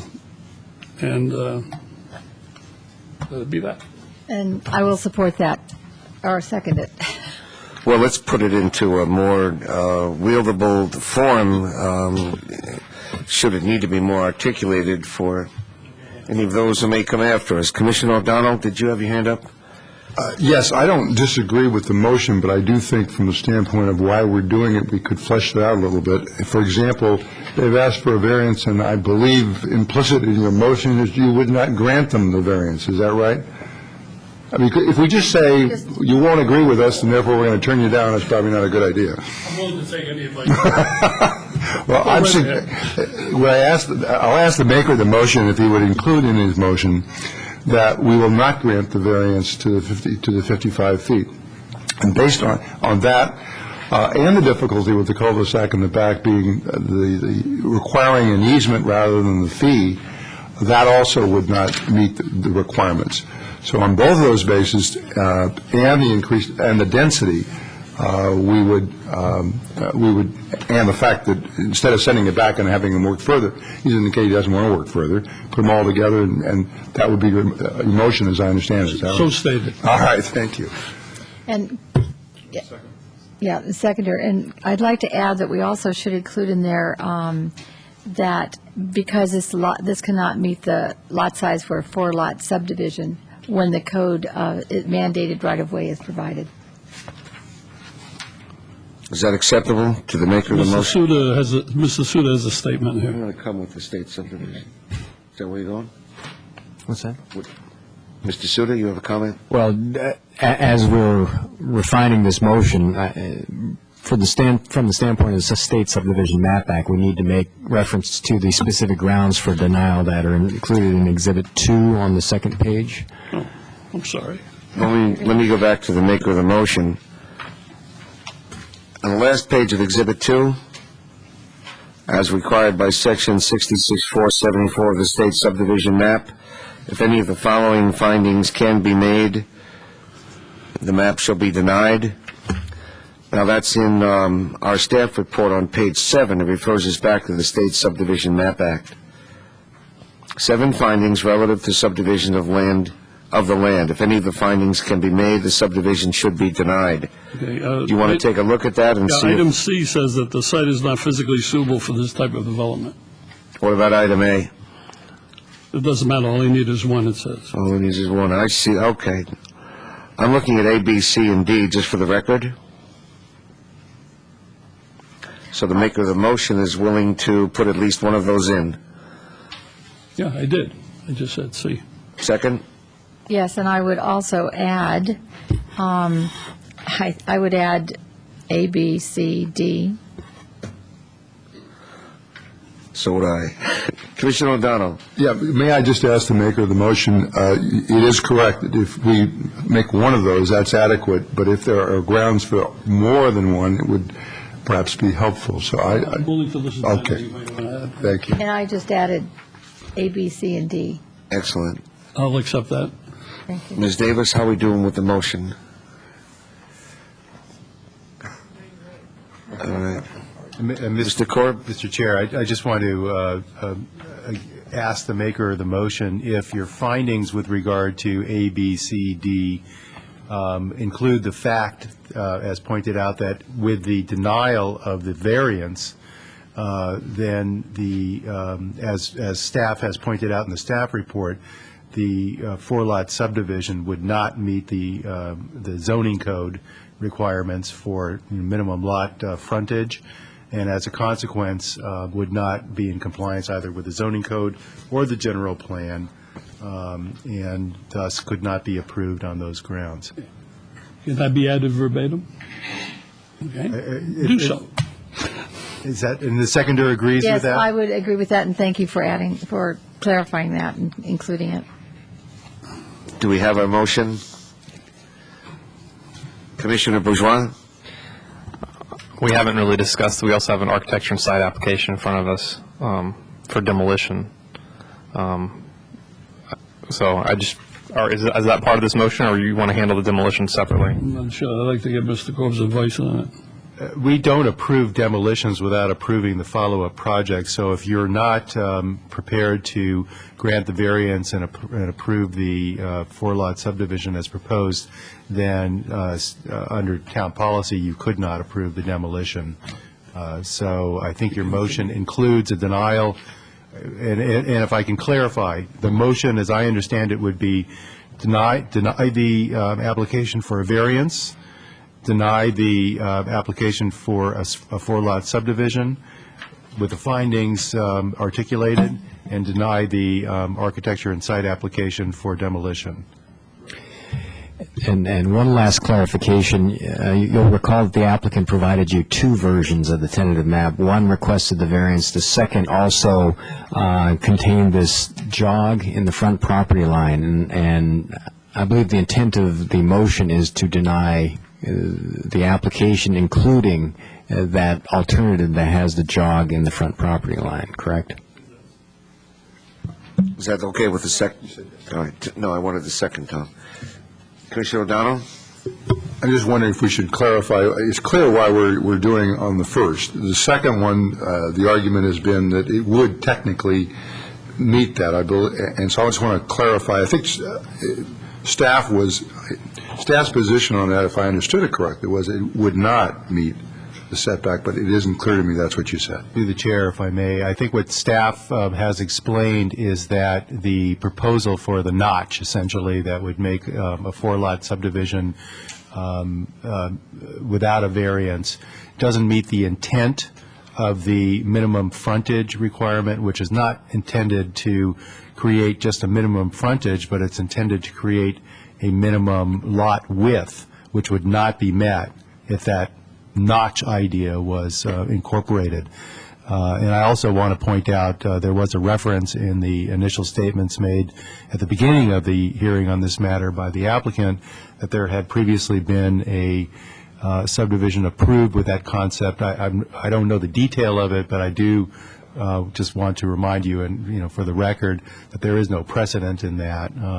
If it may have been a mistake under policy at that time, or it may have been approved under a different set of facts. They're not before you right now. The facts before you right now, as analyzed by staff in their report, indicate that this would not meet the intent of the minimum lot frontage requirement. Thank you. We have our motion. Is there discussion? Seeing none, I'm going to call the question. All those in favor of the motion, say aye. Aye. Aye. Opposed? Motion passes to deny, 6-0. Appeal rights, Mr. Korb? Yes. Anyone dissatisfied with the decision of the Planning Commission may appeal the decision to the Town Council. The appeal must be filed within 10 days. It must be filed in the Clerk Department upstairs. There are fees for filing an appeal. Thank you. We're at 10:30. I know it's late, but let's just freshen up a bit. Let's take 5 minutes and return.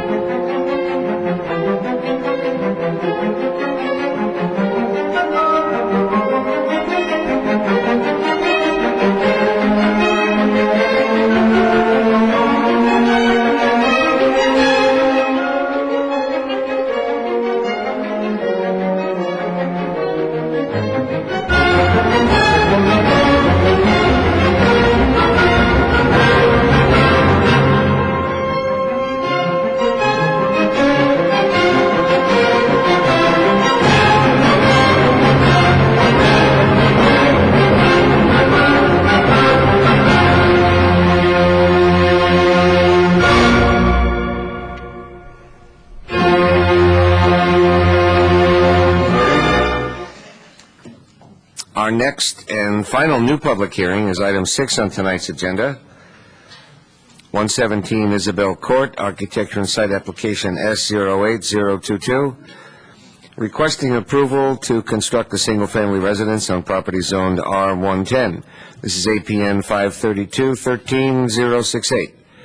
The property owner is Isabel Court LP. The applicant is Carl Hammond. Mr. Suter, do we have a staff report? You know what? Before we get into that staff report, I was hoping you could introduce the member of staff who does represent engineering tonight. Behind me is Trang Tu Nguyen, who is one of our assistant engineers, right sitting behind me. So engineering was represented. I did not know that. I apologize. Mr. Fletcher is in Italy and will pay dearly when he returns. Absolutely. For not being here tonight. How dare he? He's in Italy with no cell phone whatsoever.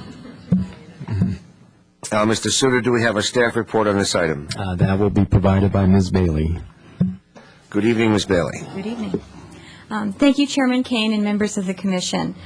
The applicant is requesting approval to construct a 3,466 square foot, two-story residence with a 1,088 square foot cellar and a 552 square foot detached two-car garage. The allowed and proposed FAR for the house is .296. I would like to point out that page 4, section B of the report erroneously notes that the proposed FAR is .21. The proposed residence and garage are within the allowable floor area for the property and are compliant with setbacks, building coverage, and height requirements. The proposed residence is also within the FAR and square footage range of the homes in the neighborhood. The primary access to the site is by an access easement from Nina Court. On-street parking is prohibited on Isabel Court. Therefore, guest parking will be provided on-site directly off of Isabel Court. The proposed access is consistent with the conditions of approval for the subdivision. The project was reviewed by the town's consulting architect and arborist. Town staff and the consulting architect found that the proposed residence is an appropriate architectural style for the neighborhood and will fit into the streetscape. The lot is challenging to develop since it is at a higher elevation than the surrounding lots. Although the applicant located the house in an attempt to meet the direction of the Planning Commission for a previous application at this site and to mitigate neighbor concerns on Isabel Court, the proposed location of the house impacts the privacy of the parcels at the rear. Staff believes that shifting the house back towards the west property line where the house was originally proposed would result in the least privacy and mass impact to all neighbors involved. The applicant is prepared to discuss the possibility of shifting the existing house footprint to the west. For the past week, the applicant has been working with the neighbors to the rear, and that's specifically 132 Nina Court and 140 Via Santa Maria, in an attempt to mitigate their privacy and drainage concerns. The desk item that you have received tonight, and there are copies available over here for the public, addresses some of those mitigation measures. Subsequent to the preparation of the desk item, additional technical drainage language modifications have been made to one of the conditions, which staff can discuss later if we get to that point. The neighbors at 115 and 119 Isabel Court also have concerns with the proposed project, which includes the mass of the proposed structure, location of the detached garage, angle of guest parking, and construction impacts. Staff has provided a response to these concerns in your staff report. The applicant may have additional mitigation measures to discuss as part of their presentation. That includes staff's presentation, but I'd also like to point out that there is a neighborhood plan on the overhead projector, and I'd like to ask that the speakers point out what their address is to help the commission to see where their property is in relationship to the subject lot. Very good idea. Thank you, Ms. Bailey. Questions for staff? Seeing none, I'm going to open the public hearing, and shortly we'll call the applicant, who will have up to 5 minutes to speak. After any other public members speak, the applicant may then have 3 minutes for rebuttal. If there are members of the public who wish to speak on this matter after the applicant, please turn in a speaker card now. You will each have 3 minutes to speak. I call the applicant, Mr. Hammond. I'm speaking for the applicant, Chris Spalding, architect. I noticed right away you were not Mr. Hammond. 801 Camellia Street in Berkeley. It's late. I was brought into this project after the last design was unanimously denied. And so it seemed to me, reading the minutes of that, and that it was primarily denied because of issues with the adjacent neighbors on Isabel Court. So we designed this new house in reaction to the rejected design and the comments of those neighbors. I think we've pretty much come up with a design that Cecil at 119 was happy with. The McDonald's at 115 still have some issues, I think, with the size and mass of the house. And I think we're pretty good in terms of neighborhood compatibility in that our house is the same size as their house and smaller than the one at 119. It's smaller FAR, looks good in the streetscape. Per their instruction, we lowered the roof pitches and changed the materials to match the houses on either side.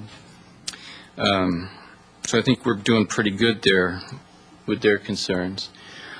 Subsequent to that, the rear neighbors have come forward with I think more substantial concerns with their privacy and drainage. The things that we've been working with and are codified in those conditions, we're all happy with. And to further help the neighbor at 140, we would propose shifting the house.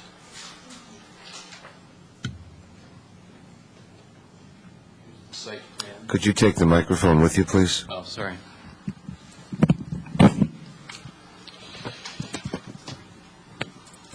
And we can do one of two things with shifting the house. One is to shift it about 10 feet over, which is not very much. But that would allow us not to have any impacts with this parking that comes off of Isabella Court, to keep it on that side, and to keep the garage and these trees. There's some nice cedar trees that we could keep undamaged. The other choice would be to move the house all the way back to where it was in the previous rejected application, which would mean that we'd have to switch the parking back to the McDonald's side, the side towards 115 Isabella Court, and the garage in the back would have to move back slightly. The neighbor that is at 132, where are we here? There it is, 132 Nina Court, expressed concern that we not move the garage too far back. I think we'd be okay if we moved it 5 feet. I don't think that would impact him. He also expressed concern that if we shifted the house all the way over back to where it was on the previous submittal, that would impact his privacy more than where we have it now. Although I agree with the neighbor at 140 via Santa Marina that we have more opportunities for screening between our house and 132 than we do between our house and 140. So, and the house works in its current design in either position. The last thing I would say is that it would help the privacy for both of those neighbors if we lowered the pad a little bit. And I know that was a big issue at the last submittal, but that's an option that we could do, and we'd be happy with it. They'd be happy with it. But I don't know that the neighbors on Isabella Court would be happy with that. So that's kind of our dilemma, is we have neighbors on all sides, all of which have different agendas that we're trying to balance. Thank you. Questions for the applicant? I have a request. Please turn in a speaker card. Okay. So I know that you're in fact not Mr. Hammond. But don't leave the mic. Commissioner Sayoc, did your hand go up? Mr. Spalding, you showed us several variations, but, moving the house two. Two variations and one as it's currently proposed. Okay. With all three, it's a difficult situation because of the lot size and its elevation. You're going to have an impact. But I don't think you should have the burden on one particular neighbor. So with the three variations, in your opinion, which is the best of all of the three? I think the house. I think the least impact for everyone would be the house located against the close up against 119 Isabella Court. Which would include lowering the pad? That would be an option. Wouldn't necessarily have to lower it. It would include moving the garage back. The garage would have to move back about 5 feet, minimal amount. And could you just explain why you think that's the best option? Let me put the.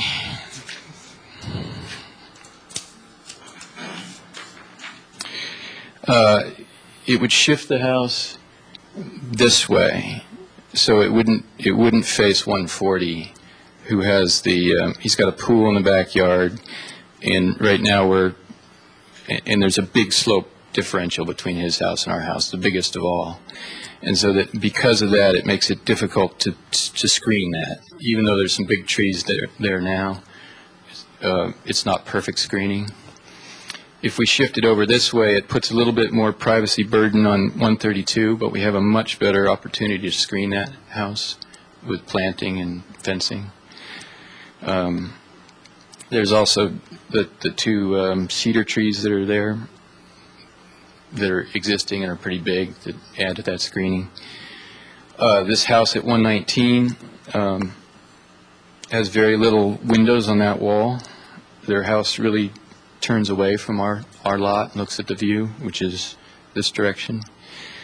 And if we moved it back there, it moves our house a lot farther away from the McDonald's at 115.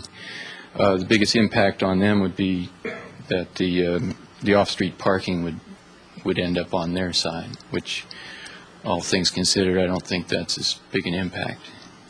Mr. Spalding, I wanted to cover that ground again. We've been at this for years, and Yes. It's a difficult site. It's a knoll. If it was any more knolly, it would probably be under hillside provisions. You're on the top of the knoll. That's the problem. And at the end of our 2-year journey, in speaking with staff today, they thought it might be a good idea to go back to square one, where the house was originally situated. And I thought they added that it would be even more better if there was a reduction to the pad to bring the house down a bit more. That suddenly had a ring to it for me. If that was a decision, would that be acceptable to you? Yes. Thank you. Other questions for the speaker? Commissioner O'Donnell. We've been doing this so long, I may be confused. You could probably help me. You were just asked, would you do that proposal, the staff's idea? Would you contrast for us why you think that is not the best solution, all things considered? The one I just described? Well, you had the first one, the answer to Commissioner Sayoc, and you said, this is the one I think is the best. Right. Maybe I'm wrong, but I don't think that's going back to square one, is it? It's siting the house back to where it was originally sited, but the architecture is completely different. So that was, the old architecture was a big blocky 2-story house. And now we've made it a 1-story house with a much smaller 2nd-story element in the center. So the mass, and then it steps back on both sides. But it is in the same location as the chair says, going back to square one. As the one, the site is the one that's rejected. Similar footprint. Yeah. Okay. Thank you. Where it was and lower. Commissioner Telesfori. You referred to screening options Yeah. for 140 and 132 address, is that correct? Yeah. So have those neighbors agreed to that screening? Well, 140 is here, so he can address that. 132 was here, he had to leave to catch a flight, and he might have talked to you a little bit about it. He's definitely concerned about if we shift the house, that he'll receive a little bit more of the burden of that Well, I privacy. realize that. So my Yeah. question to you was, did he know about the screening option? Yes, before he left, we were discussing that, and he said, well, I'd have to see what it looks like. Right, I understand that. He Okay. wasn't able to. So in the staff report on page 7 in the last paragraph, it says that a one-story would impact that property to the rear. So I'm curious as to why you designed a two-story house. Well, in Because both it these would seem cases. to me that would even impact it more.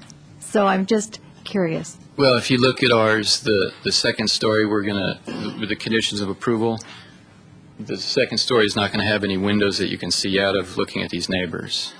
And so the major impacts are the first story windows, because that's our main living areas. Okay, so is it the windows that are the impacts, or is it the actual building itself that they are? They're worried about their privacy more than the In the building? than the building, yes. Okay, I guess I'd have to ask people Yeah. if they're here. Thank you. Thank you. Other questions for the speaker? Commissioner Sayak. Mr. Spalding, I think, I'm trying to refresh my memory, but one of the reason, at least I did not like the original site plan when it was closer to 119, because that previous design plus 119 made it look like it was just one big house. With your current design, would there be enough distinction so that it would be very clear as one is approaching Isabel Court that these are in fact two separate homes? Like, would This is the last rejected design with the house to the left. And it's pretty much a full two-story element all the way across. And ours has a very wide one-story element as it approaches the setbacks. And then and it also steps back, where in this design,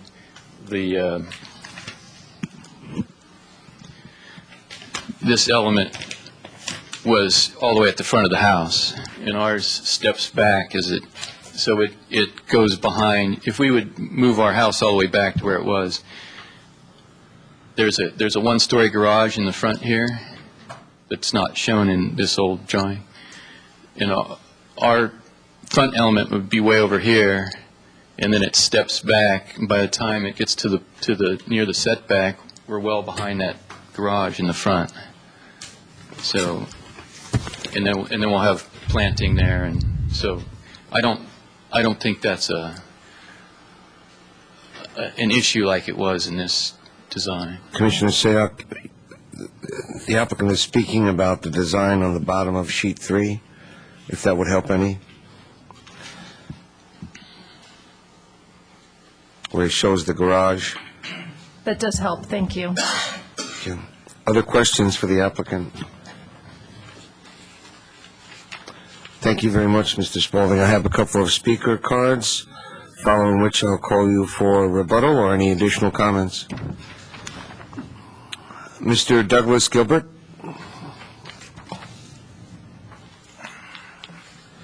Could you fix the map for us before your time starts? And show us you are the resident at 140? Yes, Doug Gilbert, 140 Via Santa Maria. Thank you, sir. There's one other drawing, though. Here it is.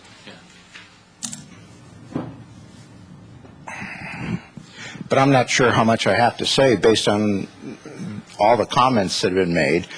I would like to thank the applicants, the developer. They've really tried to help me out to the extent they can. But if you look, let me put this drawing back up, if I may.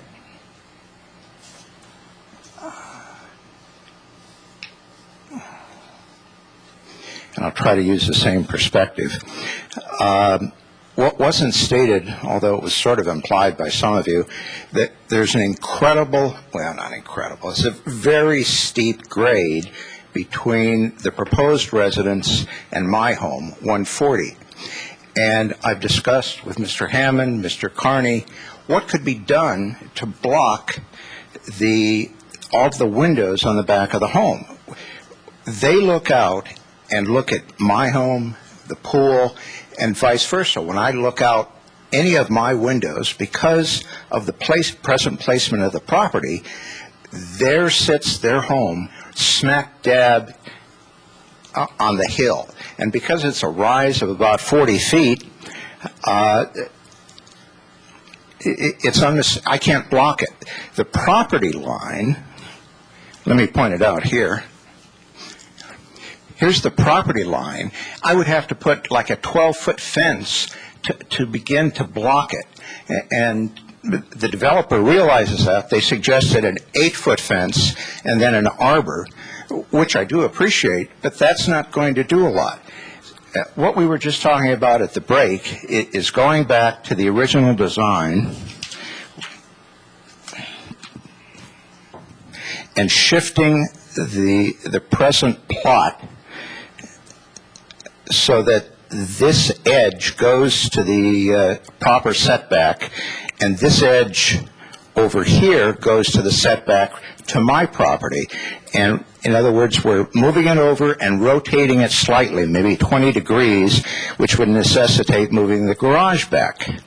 But when you look at all of the hardships or the problems that this house causes, I think you have to balance, well, who's going to be hurt the most? The way it's presently situated, I'm just smack dab in their viewpoint, and I can't do anything in the backyard but say hello to them. I can't block them. So to my way of thinking, that if the house is moved over so that the proper setbacks are still maintained, I'll have some hope of privacy. I'm about half the distance as the other resident, whose name, by the way, is also Gilbert, I found out, 132. He was concerned that this edge would move over and you could see him, but yet I'm still much closer. Thank you. I want to be clear that yes, what you're asking for is in fact what we sort of kind of just discussed, which was rotating the house around. I believe that's the case, but I did not see the original proposal, so I can't say, yes, I'm for that, because I didn't see it. I think it is. Commissioners, questions for the speaker? Commissioner Sayoc? When this application came to us last year and the story poles went up, and it was in its original location, did you notice it at all from your backyard? No, the builders never gave me a copy, and I never got any notice that there was a hearing. And you never I did saw see story poles, but they were much farther away, and I thought, gee, they're going to build something up there. Maybe I'll get a notice about it, but I never got a notice. And based on your recollection of where those story poles were, it sounds like that orientation was better for you last year than this. That is correct, yes. Okay. You see, as I tried to imply, they couldn't have done anything worse than the present location, because it sits directly looking at my house, right in the center of it. So any movement whatsoever will be to my advantage. Thank you, Mr. Gilbert. There may be another question. Commissioner Telesfori? So you heard my question about the windows, or yes, the architect's explanation yes, about the windows, and how do you feel about that? With that? As I said when I first started, they've tried to be very accommodating. And the windows that would be the most problem, they're going to make frosted or opaque. They're going to take the second level windows and move them up. This would all help, but you still have the problem that when they look out the window, like their kitchen, the breakfast nook, they look right down onto my pool. Oh, so that's the first floor you're speaking about. Okay, so we're talking about most of the windows that face your house will be looking into your yard. Right. Okay, Thank you. Right. It's just that, from my perspective, it's a catastrophe. Thank you. Let me put a name on those windows, the second stories. Ms. Bailey, they're called what? Clear story. Clear story. That has alleviated problems in other areas. Never heard of them. They just...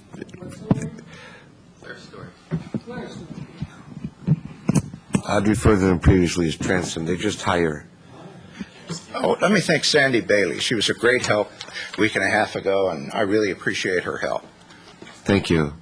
Mr. McDonald, Steve?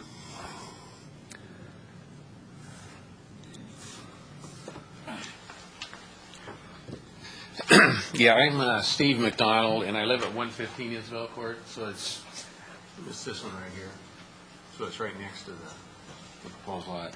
Thank you. The previous design that was denied by the Planning Commission was mainly due to size and mass. And the present design, yet they reduced the second story, which has helped that mass concern. However, the house is much wider than it is.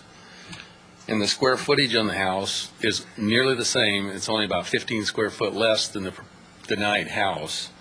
And plus, now they have an additional 1,100 square foot cellar that they put in the house.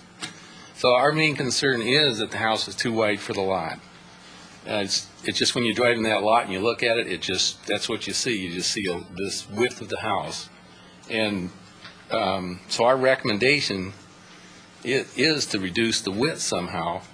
And I know the staff report commented on our recommendation, but they didn't comment on our concern, which was the width. And we made a recommendation to reduce or eliminate this overhang porch on the left side. And we did that because we felt that was the least impact on their design, to do that, to eliminate this perceived width of this house. But it seems to me that by adding 1,100 square foot more than what was denied last time, that if they reduce the width of this house by a couple hundred square feet or whatever, they're still going to end up with like 800, 900 square foot more than what was denied last time. So, in moving this house back to where it was in the first place, that actually is not a problem for us, and if they somehow reduce that width, either remove that little blob that's on the right-hand side or something, just to make so this thing doesn't look so wide. So that's our main concern with that. Sir, both houses are similar in size, yes? Yours 115 and the 117. Square footage is the same, but it's and their lots a little bit bigger. Wide. Say again? Their lot is a little bit bigger? No, our lot's smaller. That's what I meant. Their lot is a little bit bigger than yours. Bigger, right. Thank you. Questions for the speaker? I'm curious. Have you discussed with them cutting off of that node, the porch? Has there been any receptivity to it? They didn't want to do it. All right. Thank you, sir. Citizen Ray.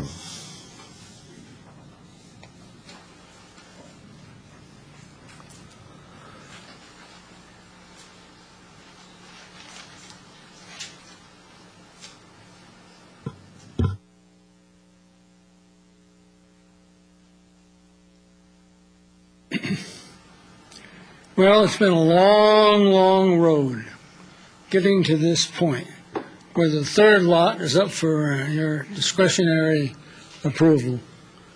Wow.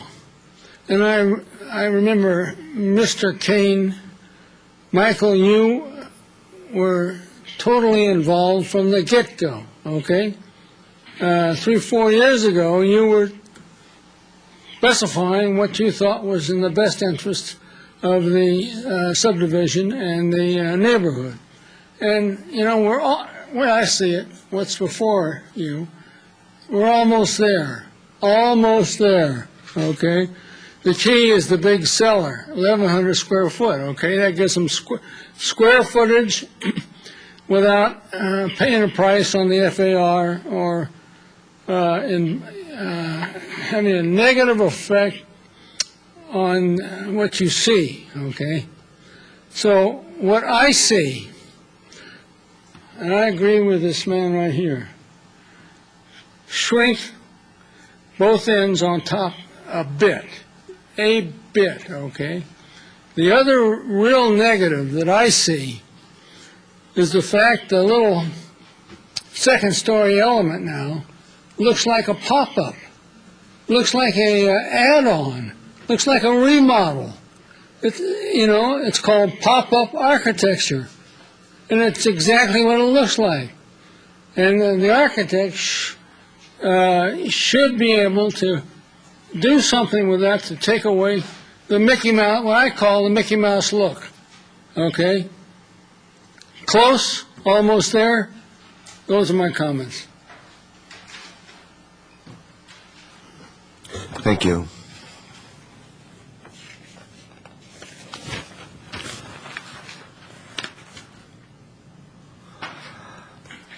One more thing. Clear-story windows are the perfect answer, You didn't explain to this man, Gilbert, what a clear-story window is. They're long and narrow, and they're high, so it takes a 7-footer to look out at. That's Thank you. A clear-story window, and they work. So a clear-story window should be mandatory to protect him, Thank you, Mr. Davis. rather than frosted glass. Thank you. That's got an ugly look. Mr. Spaulding.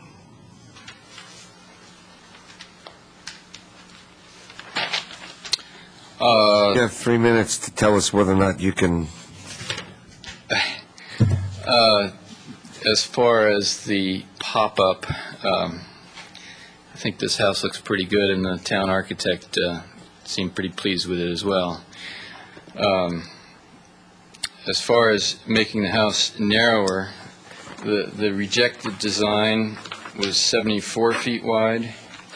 This one is 92. 92.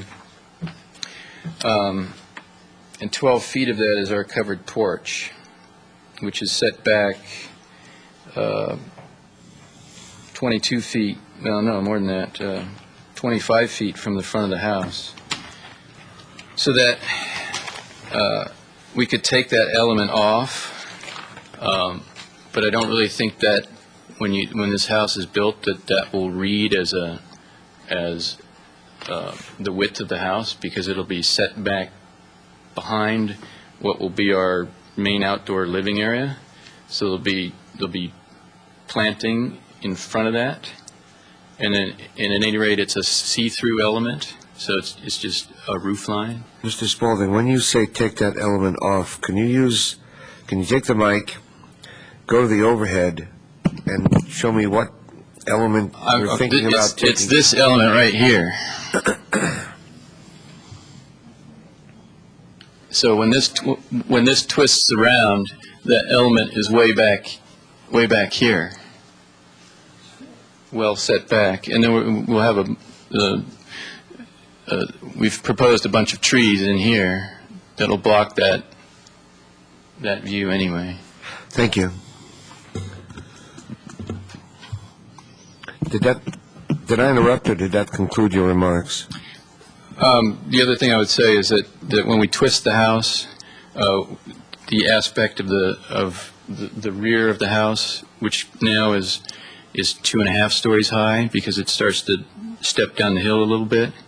When we twist the house over, it brings it almost entirely onto the flat pad of this lot, and so that we won't have the house will get shorter on the rear facade.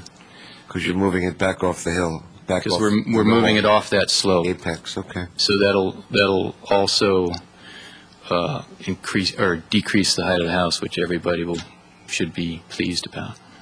Thank you. Questions for the applicant? Commissioner Telesfori. When you say decrease the height of the house, will it decrease or prevent the windows then from overlooking the neighbor into the neighbor's yard? No, if you look at our sheet 3, yes, the rear north elevation,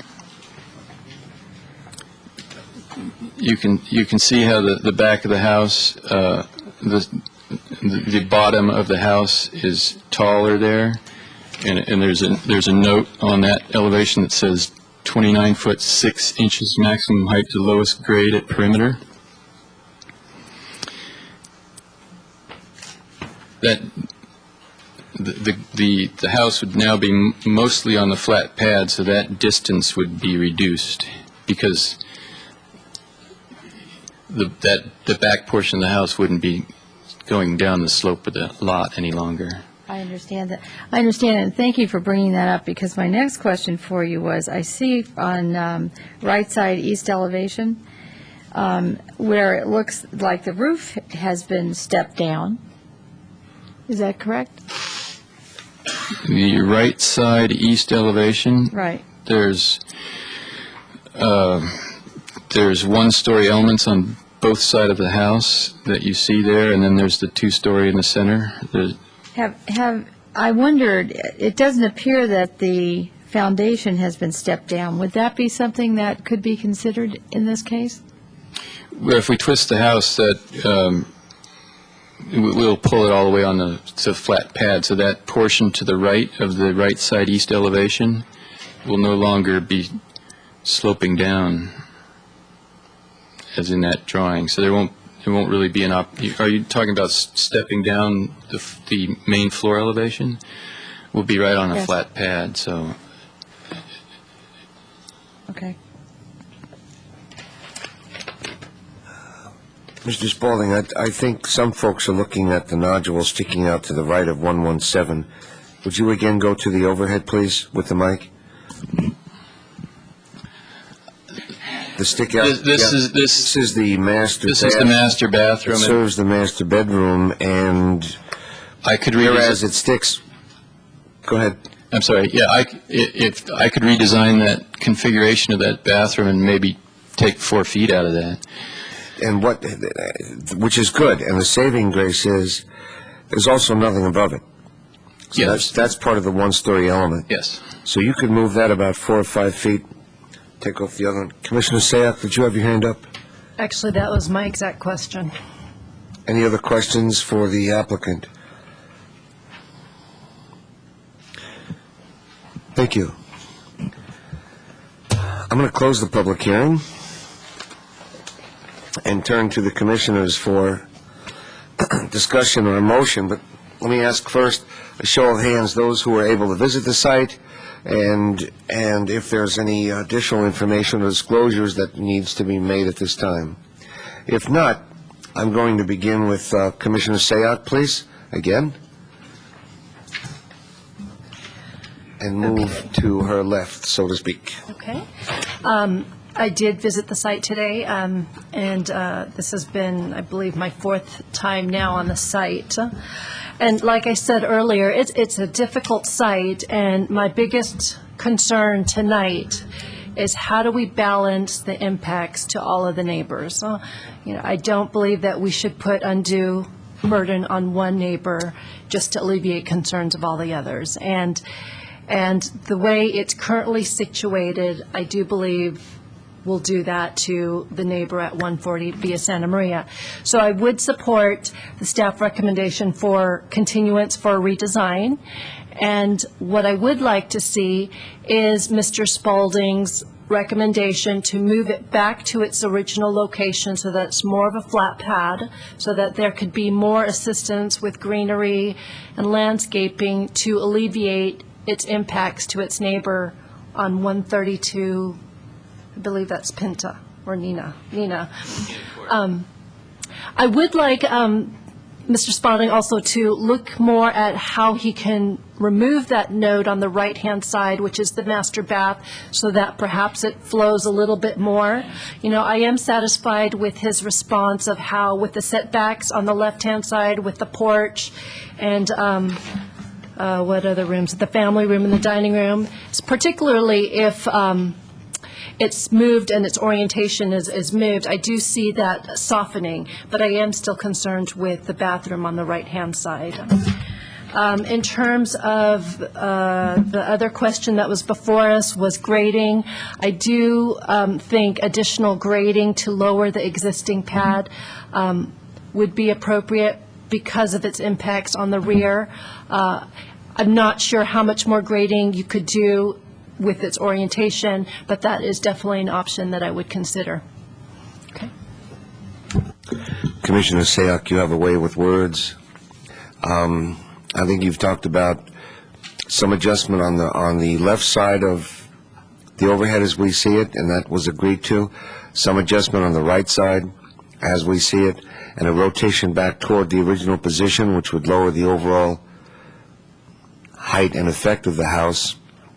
Commissioner O'Donnell, are you prepared to make a motion in this Yes, regard? I'm prepared to attempt to make a motion anyway. I would, no, the hard part of the motion is what it is we're approving. What I would make a motion to approve is the proposal that was discussed tonight to, as we said, to move it back to square one with the new design, so that the setting or siting of the building would be moved back as described as one of the, I think as Commissioner Sachs says, really three alternatives, but it's the one that puts it back to square one. Also to take off roughly 4 feet off the master bath. I don't have a specific recollection, and I'll ask my fellow commissioners to help me, as any discussion of taking anything off what I will consider the left-hand side of the building. That is Mr. Spaulding had mentioned adjusting the far left-hand corner. I don't recall how he does that and what is the size of that adjustment. So I'll just wait a second, and somebody can tell me if they recall. I don't. So far, I think it's fairly clear. That requires the adjustment, as I understand it, of the garage, which has been discussed. I would move that approval. I would find, and the motion should find that the project. Excuse me, are we moving to continue? No, I'm not. I'm moving to approve. Right. Oh. I would, the motion would include that the project is categorically exempt pursuant to Section 15303 of the environmental guidelines, and that the project is consistent, as we've just now modified, with the considerations for approval of the architectural and site applications, and to approve the architecture and site application S08022, subject to the conditions in Exhibit 3, and both of those taking into account the movements that have been described to us tonight and that this motion seeks to endorse. So that's the motion. Let me ask staff, given Commissioner Machichi's concern, the intent is to approve this with specific conditions that seriously affect redesign. Is that acceptable, or should we send it to you to send it back to us? Well, the Commission's normal practice on modifications of this magnitude is to remand it back to staff for work with the architect and then bring that back to the Commission. And these are fairly significant changes. So that's the Commission's normal practice. Here's the rub, is that the soonest we could bring this back to you is August 27th, which is roughly 2 months out. It's late, and I'm trying to be creative. Is there any proper way to bring this back to us on consent, given the specific guidance that we're giving, given the willingness of the applicant? Yeah, if the applicant is able to rework the design per your direction and work through and reach consensus with the neighbors, we could bring this back on consent at an earlier meeting. If everyone's happy, then it doesn't need to be subject to your pulled. approval. No, if we're bringing it back on consent, then it's subject to the Commission's approval. I thought what I meant was to put it on the consent calendar after Ms. Bailey was assured that it was what we had wanted, what she wanted. Well, we're close, Tom. What I don't understand on consent is, it takes one of us to take it off consent. I mean, I am most respectful of the fact that this is a significant change, and it would be reasonable for somebody to say, look, I've got to look at it. In fact, maybe that's what you suggested. I am concerned about the time. This has been going on a long time. I may be being naive when I think we've heard fairly good detail tonight, and I had optimistically thought staff could implement those changes that we talked about. If there's some reason to believe that because of the complexity, there are too many things, too many moving parts, so to speak, then I guess we just have to take the time. But I don't think the consent item is going to help very much, because I think, for example, I've certainly heard from Commissioner Sack that she'd like to look at some of this stuff. And the consent item merely, we've got a lot of things we've talked about for a year. And the neighbors are not going to say, that's the greatest thing since sliced bread. Somebody's going to say, well, it's okay. Somebody else is going to say, couldn't you make it smaller? So they're not going to come back and say, we got a signed-on deal here. So let me just finish. I know I'm sorry talking a little bit. But if the rest of the commission really feels it's just too much to do it tonight, fine. Let's not get a second. We'll go on. I've heard a lot of detail here on what they could do. I naively think we could do it, and if the rest of the commission thinks not, then so be it. Well, I agreed with you, and Commissioner Machici expressed a concern, so I wanted to clarify it and see if we could still expedite it. Commissioner Machici. Yeah, I expressed a concern because I just assumed it was going to be continued, and that was a false assumption. I think Tom makes a good case for what he's stating here, but I want a clarification on consent. Even though it comes to us in consent, can direction still be given for change? If it comes to you on consent, it can be pulled off consent. You can remove it from consent, as can any member of the public. Right, and then we can give further direction and approve it at that point. That is correct. Okay, so I think based on that, I don't have an issue with it coming back on consent. So I would second his motion then. Well, wait a minute. I'm sorry. I'm not asking for it to come back into consent. Let me just say one thing again. I am trying to get it approved this evening so that it can go forward. If we say it is on consent, my understanding is it will come back. I'll tell you, if I were setting it, I'd come back with the idea that, you know what, it may not wind up on consent because it's so easy to take it off. Any one of us can take it off. Anyone in the audience can take it off. And therefore, it would be better, I think, to say what we normally do, go have them redraw it pursuant to what we think we heard tonight, although even there, we're not 100% clear on that, and just come back and look at it. The only reason I'm making the motion is I would like to move it forward and get it done. What I've said is put it back to where it was. We've got a design in front of us. I'm proving that. We're taking 4 feet off what I call the nodule to the right, which is the master bath. We don't have I don't have it. My motion does not say what he's supposed to do to the structure on the left-hand side, but we can clarify that because the chair believes it was clear, and I'm certainly open to that. But I want to make it crystal clear, as someone once said, that the choice tonight is either send it back and let's go do it in the future, or let's try to get it done tonight. I don't think the consent calendar thing is really going to save us any time. Can I ask, do you agree with that? Machici. Mr. Suda, do you agree that the consent calendar will not save us time? If it's placed on consent calendar and there's a likelihood it may stick, then it could save 2 weeks. We could place it on the first meeting in August. If we don't put it on the consent calendar, then it's the second meeting of August, which is August 27th. Talking about a 2-week difference. Okay. Commissioner Telesfori. First of all, it is 11:29, and we will need a motion to continue the meeting, I believe. And I will make that motion to continue it past 11:30. I'll second it. Thank you. Discussion? I'd like to set a time limit on that. We're at the last thing. We've got 2 possibilities. Either move what I'm saying, or we say set it back. I think Wait a minute. We just limit the continuance is all I'm saying. Hang on. Commissioner Telesfori. Thank you. Anyway, so we have walked this journey for a long time, and not that I really want to continue doing this, but we've given some really clear direction. We have a new architect, and I know Mr. Spalding is very willing to work with us. I would like to see this continued as the staff recommended. I think that's a very good recommendation. If it comes back and it's terrific, it's a very quick meeting for them. I think that it's important. It's what we do. And to give it up at this point, and also consent, coming back in consent doesn't mean that we won't discuss it anyway.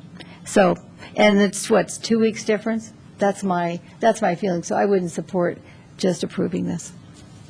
Just a point of order, I thought we had a motion to Yeah, extend we do. And a I'm, motion and a second, and I asked that we set a time limit on the extension. I didn't hear a vote Oh, I on thought it. you meant an I extension. know what you of- thought, but I'm just telling you what happened. Oh, okay. I seconded it, so why don't you make the call on that? We'll see if we have to go somewhere else. We have a motion on the floor to extend the meeting. It shouldn't be much longer, 15, 20 minutes. All those in favor? Aye. Aye, opposed? I'm opposed. All right, motion passes. Commissioner O'Donnell has a motion on the floor to approve with conditions. He needs a second. I'll second. All right, discussion. Commissioner Bourgeois. I'm not going to support the motion. I think Commissioner Talasfori stated it well. We're so close. We've come a long way. We're potentially only buying them a little extra time. I think these changes are too significant for me to approve. It's late, and I'm going to shortcut it because I think I understand what you're saying. I think I understand what Commissioner Talasfori said. Commissioner Sayak? I would like to continue it for a redesign and see it back again. All right. Do you want to withdraw the motion or take a vote? But let me ask a question. Are we giving any direction here? Are we saying go redesign it and come back, or are we telling them what we want them to do? When we make the motion, we'll probably cover that ground. Well, yeah, okay. I'll withdraw my motion. Motion's withdrawn. Who seconded it? It's withdrawn. I don't need it. All right. Do we have a new motion? Commissioner Talasfori, Commissioner Bourgeois?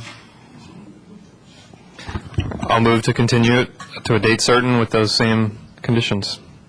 Same ones as on the prior motion? Mm-hmm. Efficient, good. Do we have a second?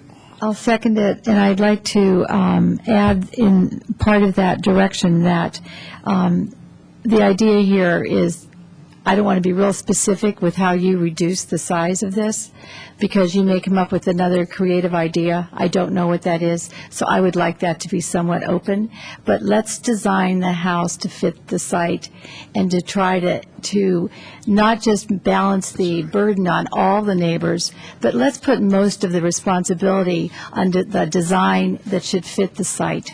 Okay? So And that's part of what I my would add. discussion would be to remind the applicant that he did say something about that top left-hand corner, that he could give us some relief in that area as well as over on the right-hand side. Commissioner O'Donnell. I'm a bit confused. The motion was that we send it back with directions to do what my motion that I withdrew said. If I understand correctly, Commissioner Talasfori said, but it's wide open. So I just would like I'd like to ask the maker of the motion whether the applicant is supposed to go back and try to implement what we told him to do, or whether it's go redesign it and come back and at least do as well. Just a minute. At least do as well. I would just like to have some clarity on the motion. Would you like me to clarify? No, I'd like the maker of the motion to tell me what the motion was. Could he do that? Yeah, the motion is, as stated, we have clear direction, but I think what the seconder is trying to say is that it's not rigid. If they come up with a more creative solution, then we're open to that. But we've given the clear direction. Relocate it to the original spot. Set the right master bedroom back. Relocate the off-street parking. Move the garage to compensate. And but if they can find another creative solution, they've heard our concerns. We've articulated what we're concerned about. They know the neighbors' concerns. If there's a better answer out there that we're not thinking of, we're open to it. I'm going to call the question. I think we understand the motion. All those in favor say aye. Aye. Aye. Opposed? Passes unanimously. Are there appeal rights, Mr. Suda, or it's coming back to us? It's coming back to you, so you need to continue it to a date certain. You suggested a date 2 weeks after the consent date last time we talked. Was that the second meeting in August? That's correct, the 27th. Which I regret. I'd like to expedite it, but that's our date, August 27th. Good. Thank you. Thank you all. Continued other business, we have none. New other business, a report from the Director of Community Development. Mr. Suda, could you introduce and tell us about our new planning commissioner? Just very, very briefly, the council appointed Marcia Jensen to be to the Planning Commission to replace Mr. Rice's position. She currently serves as a public member of the General Plan Committee, as former Planning Commissioner, and will be rejoining the Planning Commission at your next meeting. And she'll be moving to those committees that were occupied by Commissioner Rice, and council will be appointing a new at-large member to the General Plan Committee. I've been in touch with Commissioner Jensen, and Commissioner Sayoc has her information to contact her to begin orientation when she returns from London. Other items from the director? All right. Commission matters very briefly. The clock is ticking. Anyone who hasn't completed their ethics training, you've got just a couple of days to do it. And we're also... I don't know. Can you get fired? I think that's unethical, Phil. We're also working on the election dates for chair and vice chair, the revision therein, and we also have training dates yet to be selected. Any other business, ladies and gentlemen? This meeting is adjourned.